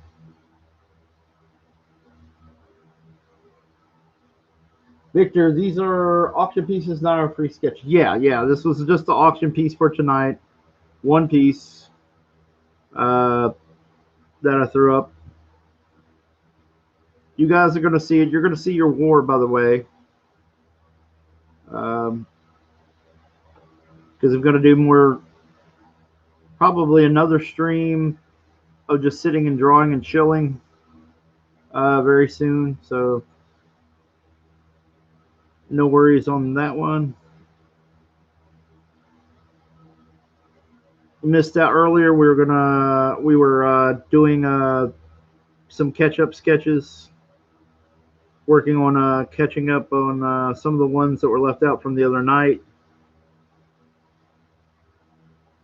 when we did the free sketches for backers.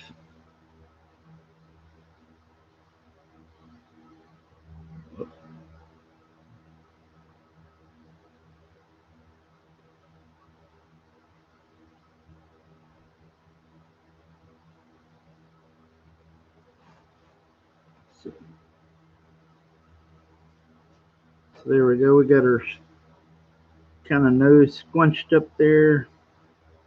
When you scream, your nostrils kind of flare and bunch up a little.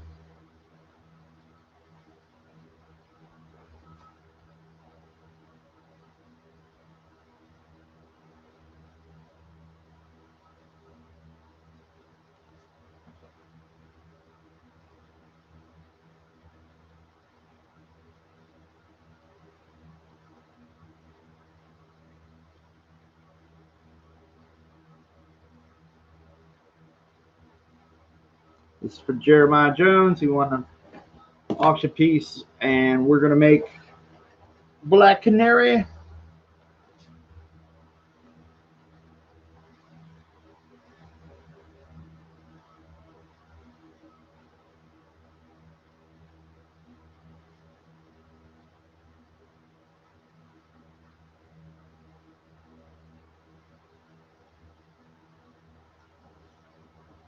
So there we go. She got her screaming going on.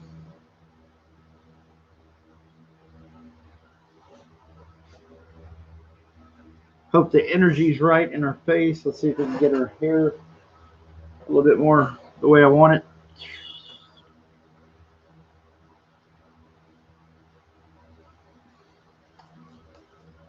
Risey Lee is in, says, that is looking awesome. Cool, man. Thank you, brother.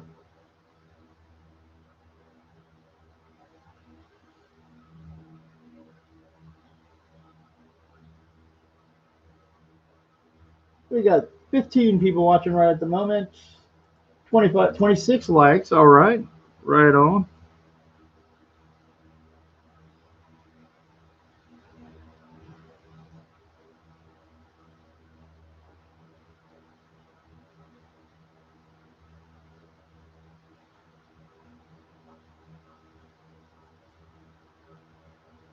We got kind of an old school vibe for this Black Canary.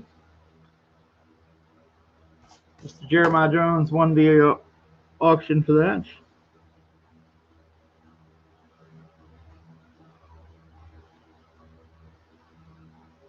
So we're going to try to get in and get a little bit of the artwork done before we have to call it a night.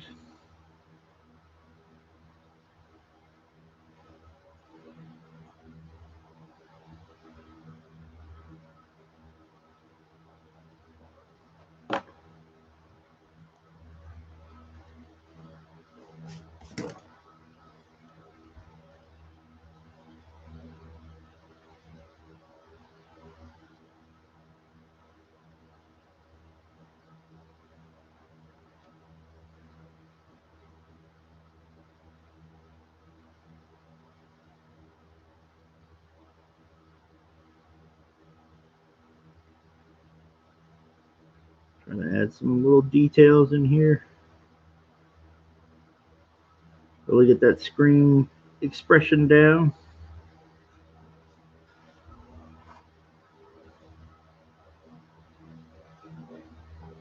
Let's see.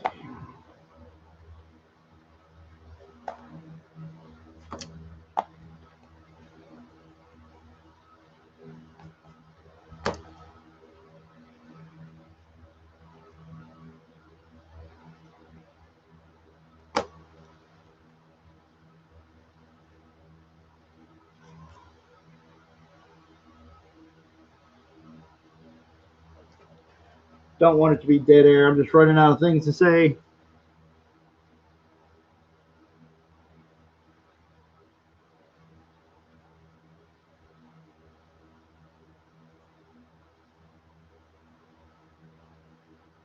Maybe we'll have some stress lines here, like the costumes or the one piece right here.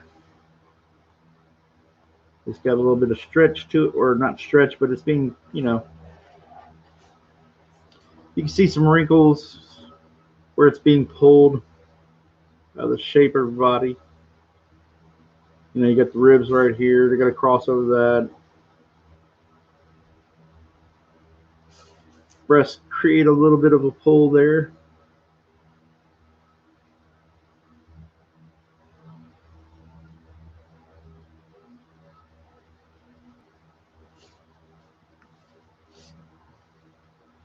Get in there and we'll fill in some of those blacks like that.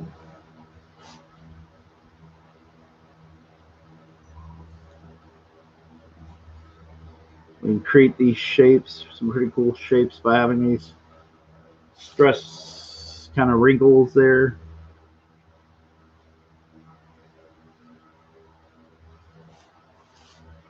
Give it some depth by doing that. Give it some form, a little form, a little 3D shape there.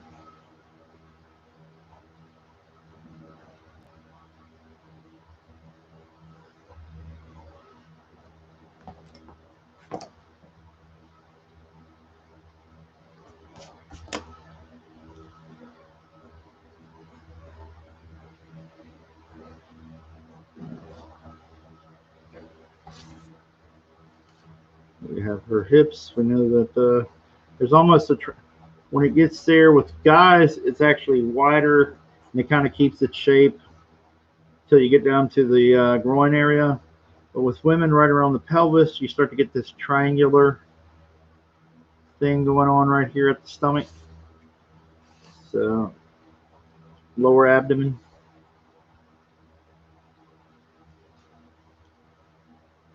Right at the pelvis, it gets like kind of a triangular shape.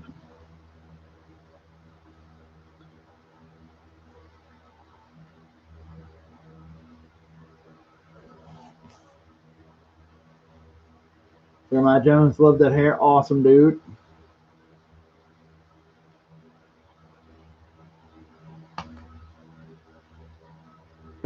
Mark Anthony says, chicken? What's the chicken about there?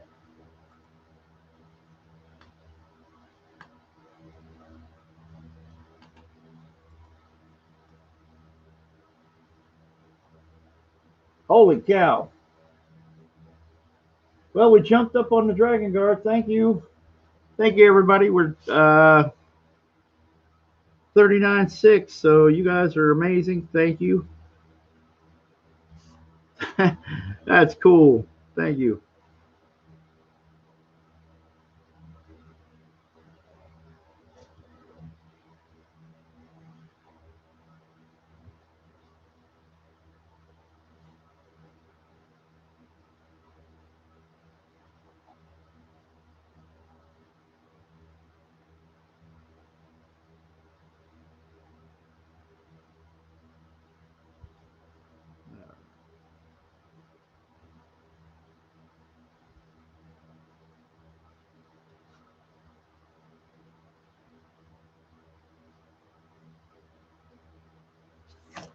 Trying to think, Jeremiah Jones. Yeah, I'm trying to think if she had that hairstyle. I thought she did at one point, but I can't find it. I know that it's one of those things I'm playing around, just trying to see if I can get that almost 50s vibe or something, 50s, 60s vibe with her hair.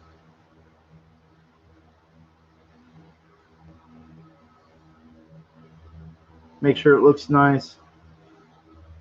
Almost a Marilyn Monroe kind of thing going on a little bit, I guess. Which I have no problem. I can have no problem drawing that kind of hairstyle.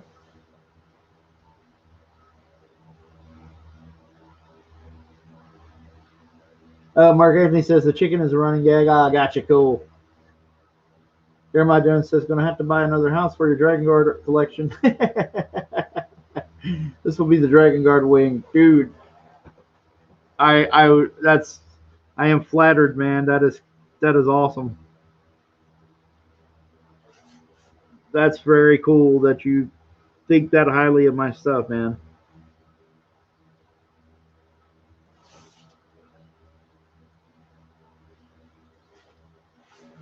I'm very, very, very honored that you and Jeremiah Jones and Miggs and other people that are collecting my stuff think that much of me, man. Thank you.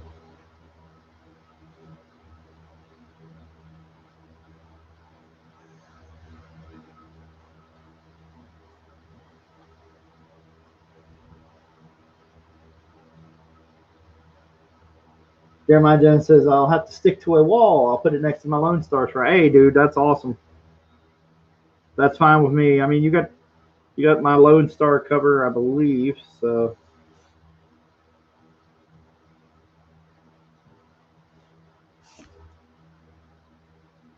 And there will be more Lone Star at some point.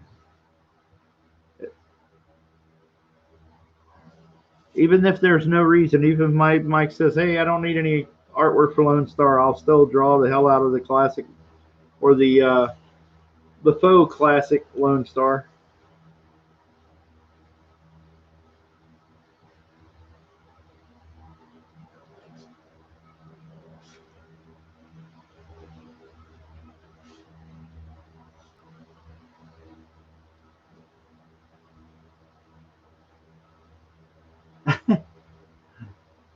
Mark Anthony says, I have a lot of Rob Willis art too. Oh, cool, man. I didn't know you were collecting Rob's stuff. Yeah, Rob's really good. Rob reminds me a little bit of like a cross between Stephen Platt and Dale Keown. I see some influences in there anyway. Maybe he may say I'm foolish, you know, but that's what I kind of get from him. Especially that newest, what was it, the Black Flag cover? Very much reminded me of Platt.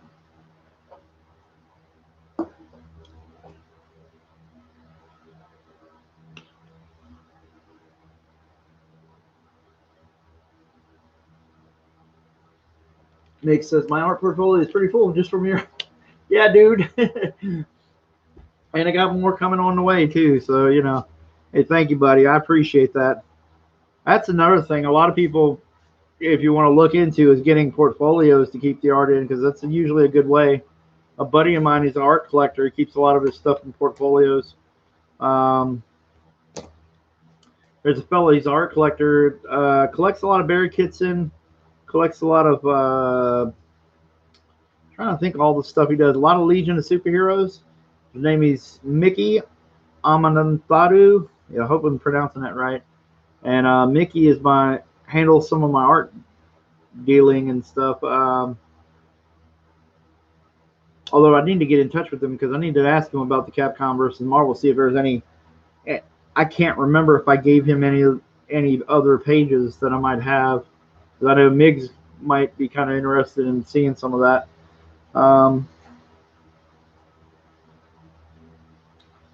But anyway.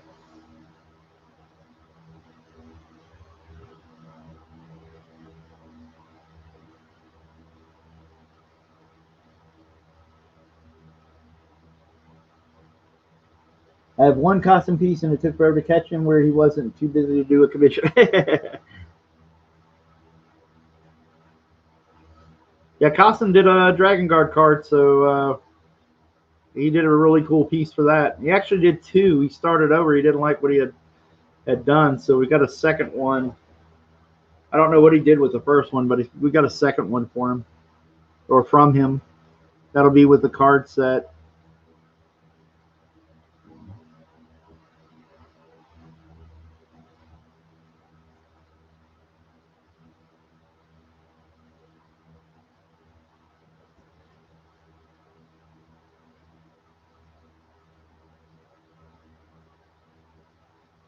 Jeremiah Jones, I have a Lone Star cover, a Mandalorian piece, a Bigfoot Bill sketch. Yes. This Black Canary and a couple of other commissions from Kevin. Yeah. I gotta get one of those out to you too. I know you're waiting. I'll get that too.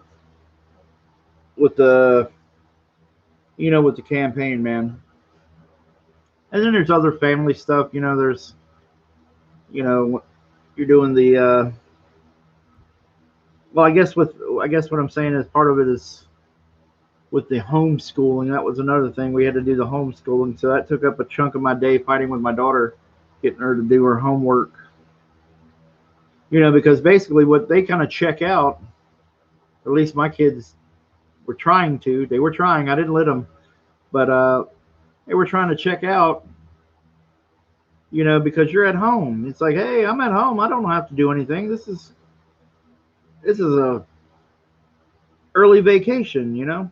So it was hard getting these kids to listen and get used to it.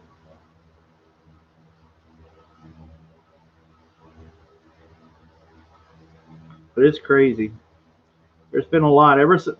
It just seems like when I decided to launch, it seemed like everything kind of went crazy, or wouldn't say haywire, but it went a little crazy. Doing all the homeschooling, and then things just seemed to get progressively more difficult in the daytime with family. My fiance's work went through a bunch of different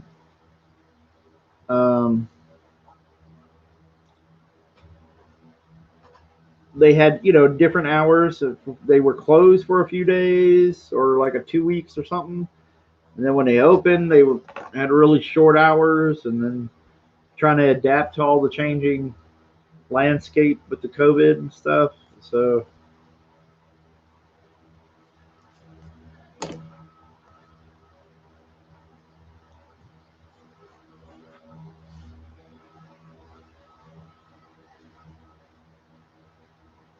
just make the Felina piece extra special. You know it. You know it.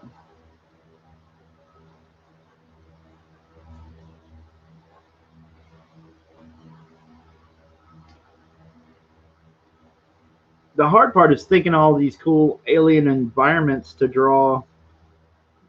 Since it takes place on another planet, I get to play around with. There's not a lot of rules to what I can and can't draw. So when the field is wide open, you're trying to think, and it's like, what works here? What's unique? I don't know if I told you guys before, but one of the things I was working on when I had finished, I had figured out an ending for the story. I figured out an ending, and part of the ending, like we see Cryptogor's lair at the beginning, and we see it at various points, and it's It's a creepy underground kind of layer and things, and we don't really see the in relationship where it's at, what's under. And I was trying to figure all that out and go, okay, what would be unique? What would be kind of fun? And one of the closest things is, remember that scene in Aladdin? That's the closest thing I can think of in terms of a visual, but to describe it. But remember that there's a scene in Aladdin where I guess is it Jafar's? No, it's where I guess it's where the lamp is, where they keep the lamp. The scene where they find where the lamp is. I remember there's this big giant panther head or something like that that rises out of the sand. So yeah, the Cave of Wonders. There you go. And there's that it rises out of the sand. It was always one of the coolest visuals. So I had something similar to Cryptogor's lair, and it's this big giant alien. Something similar anyway. I mean, you know, the general idea, but there's an altar. There's like a sacrificial altar in the desert. There's a kind of a desert, and it's got all these big spires of rocks, and then basically there's these columns that are broken. All these columns that are kind of tilted and broken, and they've got big, huge spider webs on them and stuff. And in the middle, it's almost like an altar, like in King Kong. You know how they tie up Fay Ray's character? I can't remember the name, but they tie her up. Well, it's sort of like that. And then as you get near it, basically it's a giant alien trapdoor spider, and it lifts up, and he kind of just stands in underneath the spider, you know, and underneath the spider is a chasm or whatever, you know, how trapdoor spiders make those holes, but it's actually like a tunnel. And that hit me, and I thought that visual would be cool. It's just kind of just, you know, he stands there, and there's this big, you know, gnarly looking alien trapdoor spider, basically. Does this layer have good Wi-Fi? I don't know. I don't know if he needs it. He might. Maybe the alien spider naturally transmits Wi-Fi. Okay, so we're gonna have some glass kind of shatter from the sides. Boom. So you guys can get an idea.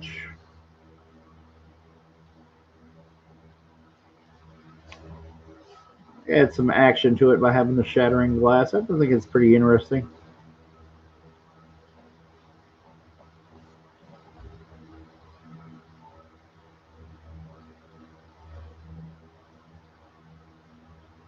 Mark Anthony, does it have a swimming pool that's not full of lava? No. The other scene you saw with the lava and stuff is completely different. See, I'm gonna give so much away though, man. If I get to talking about it, because I'm so excited about the thing. I think the trapdoor spider thing will be a cool visual when you see it.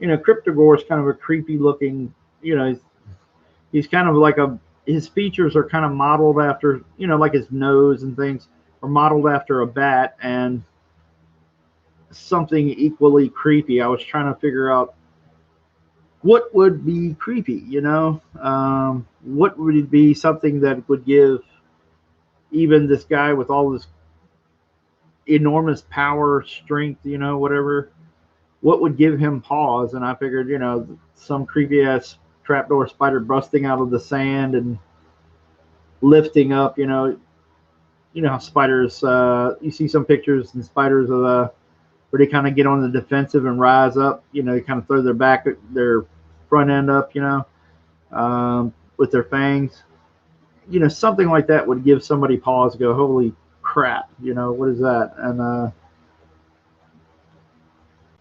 that was my kind of big revelation, I guess. of what his lair or whatever you want to say would look like.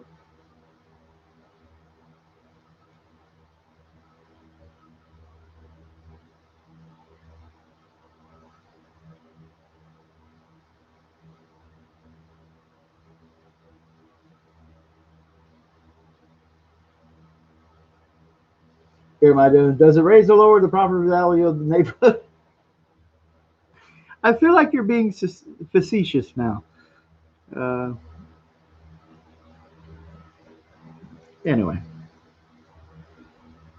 Well, I'll give y'all a big heads up. I'm going to be calling it quits here shortly. Just because it's getting close to 2, and I really don't want to get a shoe in the face or something like that when I get home. So we'll give like a 10-minute warning. Jeremiah Jones, you can tell how this, hopefully you can tell how this this Black Canary is coming out. I hope it's to your liking.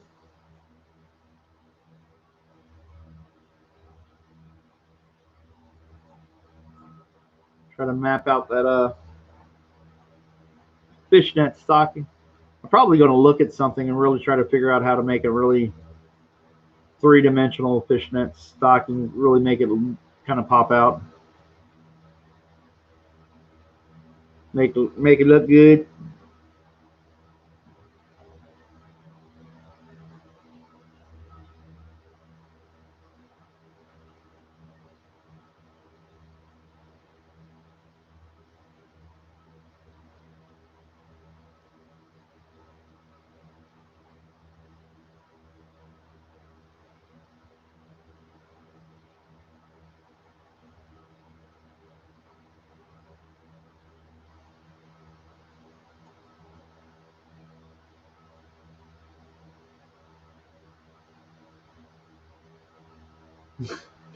Roof is covered in lost frisbee.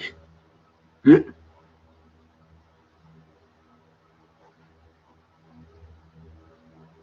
I'm even throwing in a little bit of background. Look at this.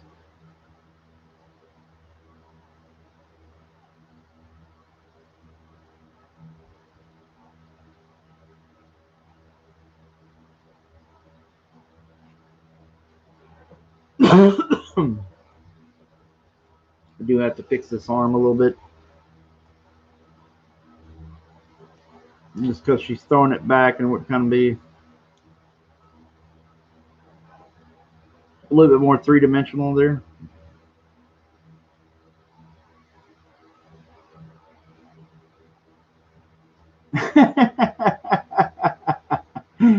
Always ridiculously loud with the roaring and the evil chants, huge disturbance in the neighborhood. Jeremiah Jones says, you kids keep it down or I'm calling the Dragon Guard. You guys are awesome.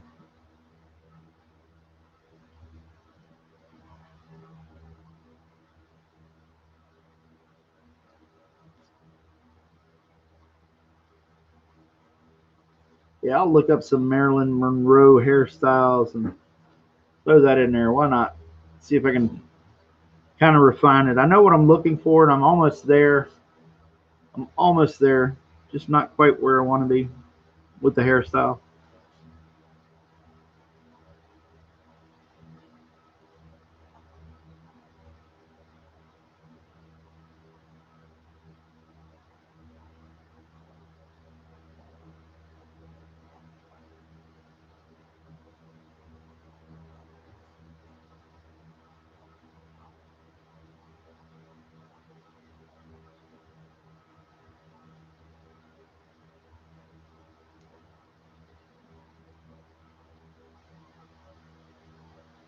And we got 16 people watching, 26 likes.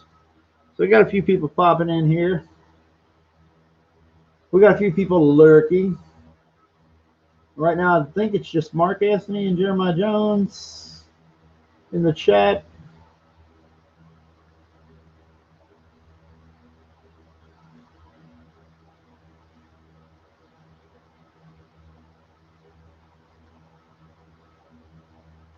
Or at least appears to be. Did Miggs bonk out? Did I miss him for some reason?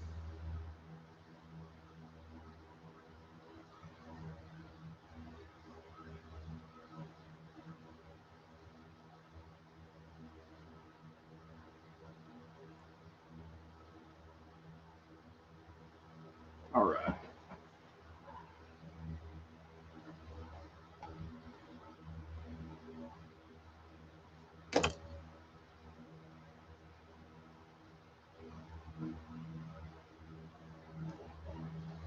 There we go.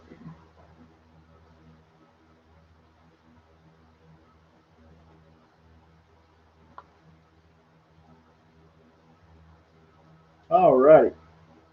Nick says, I'm still here just laying down.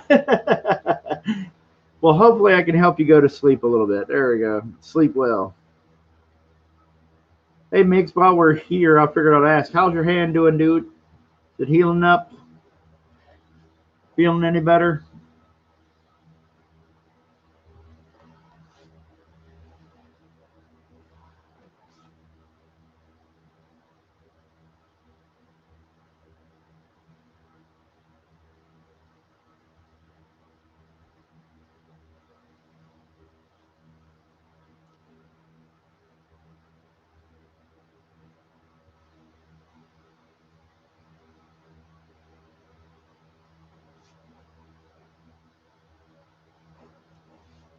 All right.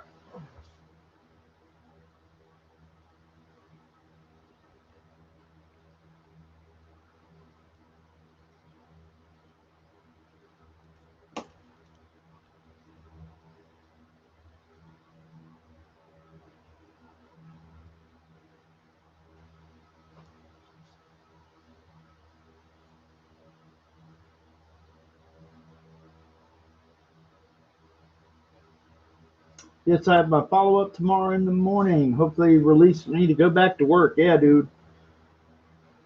I hope everything's fine.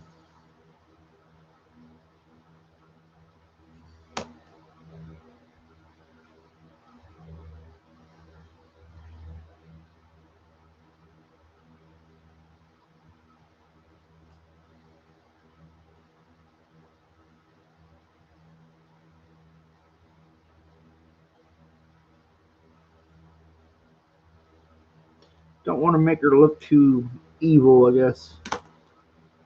But when you shout, you kind of contract your eyebrows. Everything kind of squunches up in your face when you when you uh when you scream. You know, everything kind of bunches up a little bit.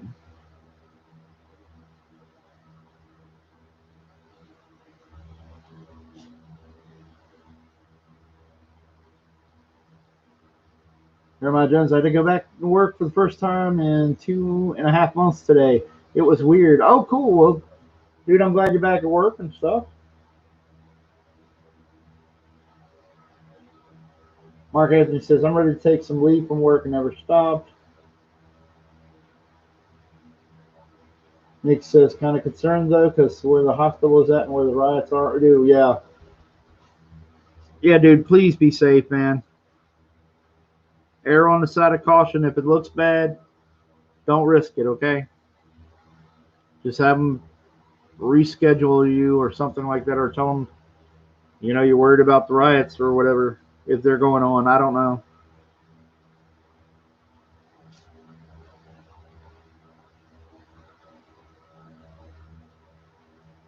So you lost some sleep from this nonsense. Yeah, I hear you, man. I feel for you. Nobody should have to worry about that kind of craziness, man.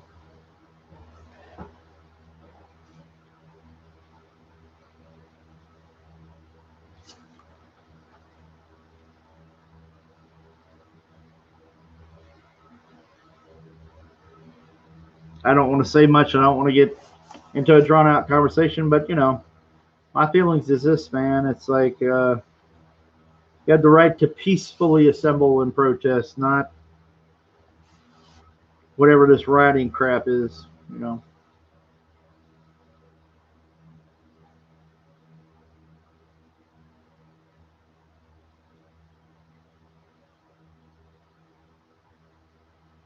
Jeremiah Jones says, I work at a casino in the middle of nowhere.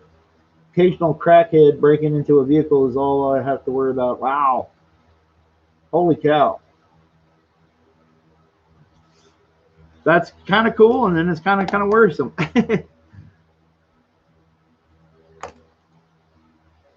Yeah, I've been to a casino once, and see, I live close to the border of Tennessee, and because it's on the southern tip of Virginia, I'm also on the border of West Virginia as well as Tennessee and North Carolina. Yeah, yeah, I'm kind of closer to where they kind of all kind of meet near the tip of Virginia, and I went to a casino once, and I'd like to go back because I had a kind of a fun time. But anyway, that's neither here nor there.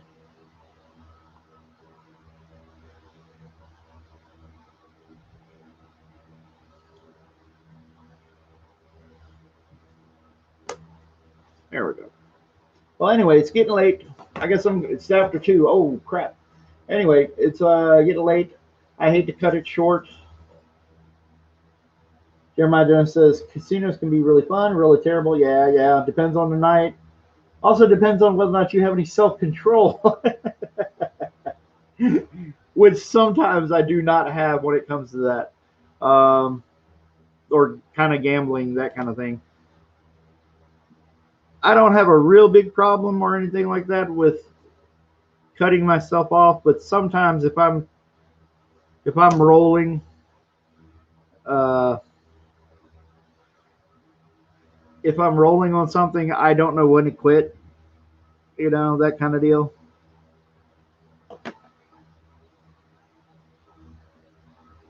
Yep, yep. You're right. You're right.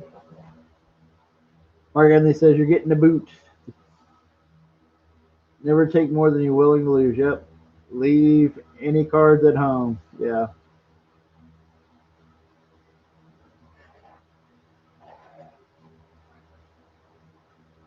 Well, I'll tell you a funny story. I'll try to make it quick. But I went there. Like I said, I've only really been to one casino, and it's one in West Virginia. And we went there. It was my first time there at a casino. It was just for the hell of it. Me and my fiance were like, let's go have some fun. Um, let's try it. What the hell? So I took like $300 up there. Not a lot of anything, comparatively speaking, I guess. Maybe not a lot for other casinos. I don't know. But we took 300. I figured it's like, hey, I got paid for this Marvel gig or whatever, and I was like, yeah, I'll take 300 and go. So we went up there, and I played some blackjack. There was this drunk dude there playing, and he was shouting out things at people. I guess he had been a regular there at the thing because they didn't kick him out, and he was a regular at, I'm assuming, and was shouting out stuff. It's like, hey man, play this, to get to my cards, play this.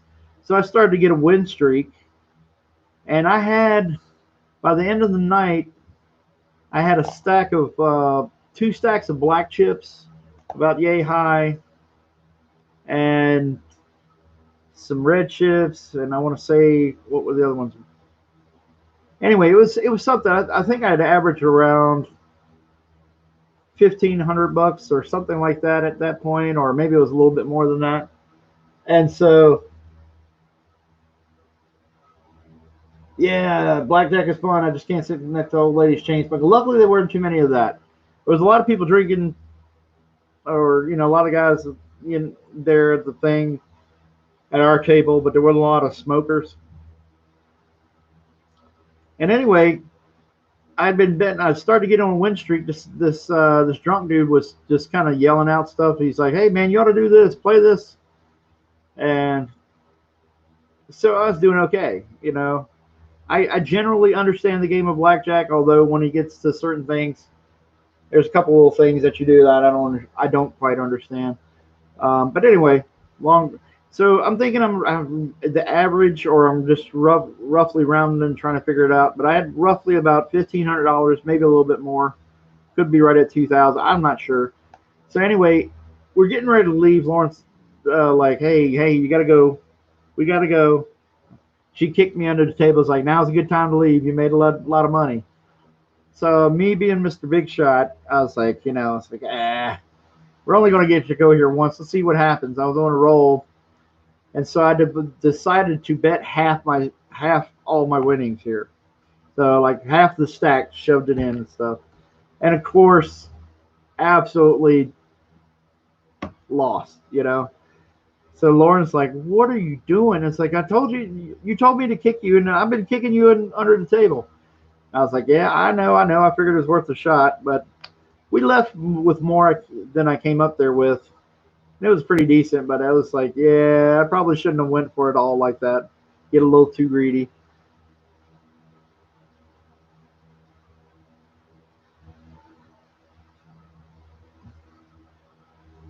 Yeah, easy come, easy go. Yep.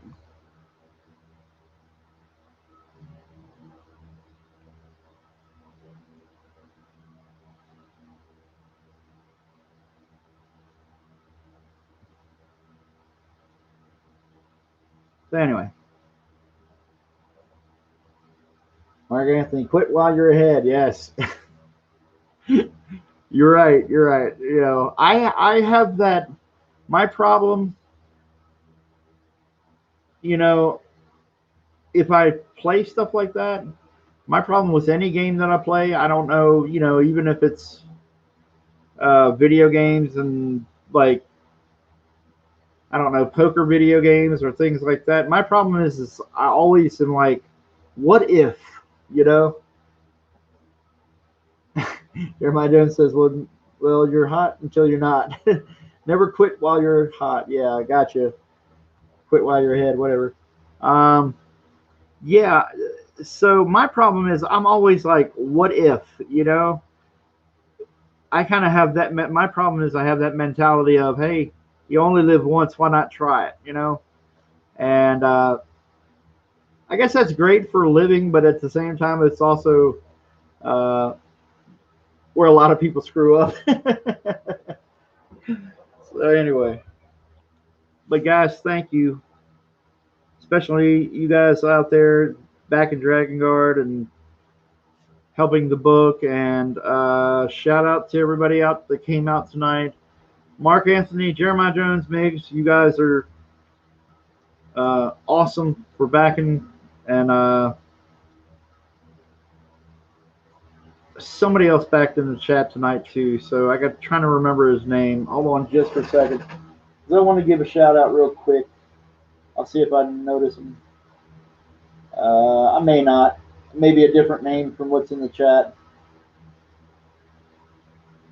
Let's see.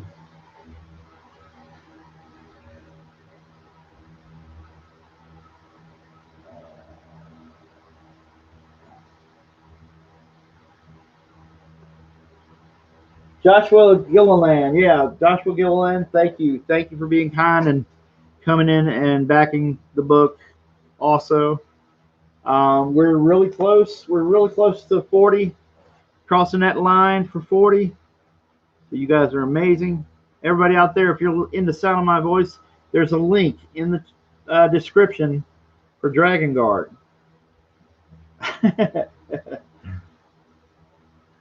Mig says, I always say back twice, back often. There you go. Exactly. Everybody out there, if you check out the description, there's a link to Dragon Guard. If you haven't seen it, I hope it will blow your mind. I hope you enjoy the art because it's the best stuff that I'm doing in my career. And I want to excite you guys with comics again, make everybody happy, make comics fun. That's my goal. So if you've been watching, thank you. We were just doing some chill sketching tonight. Jeremiah Jones, you get to see. I'm going to go in and kind of tighten things up a little bit, but this is the start to your finished piece.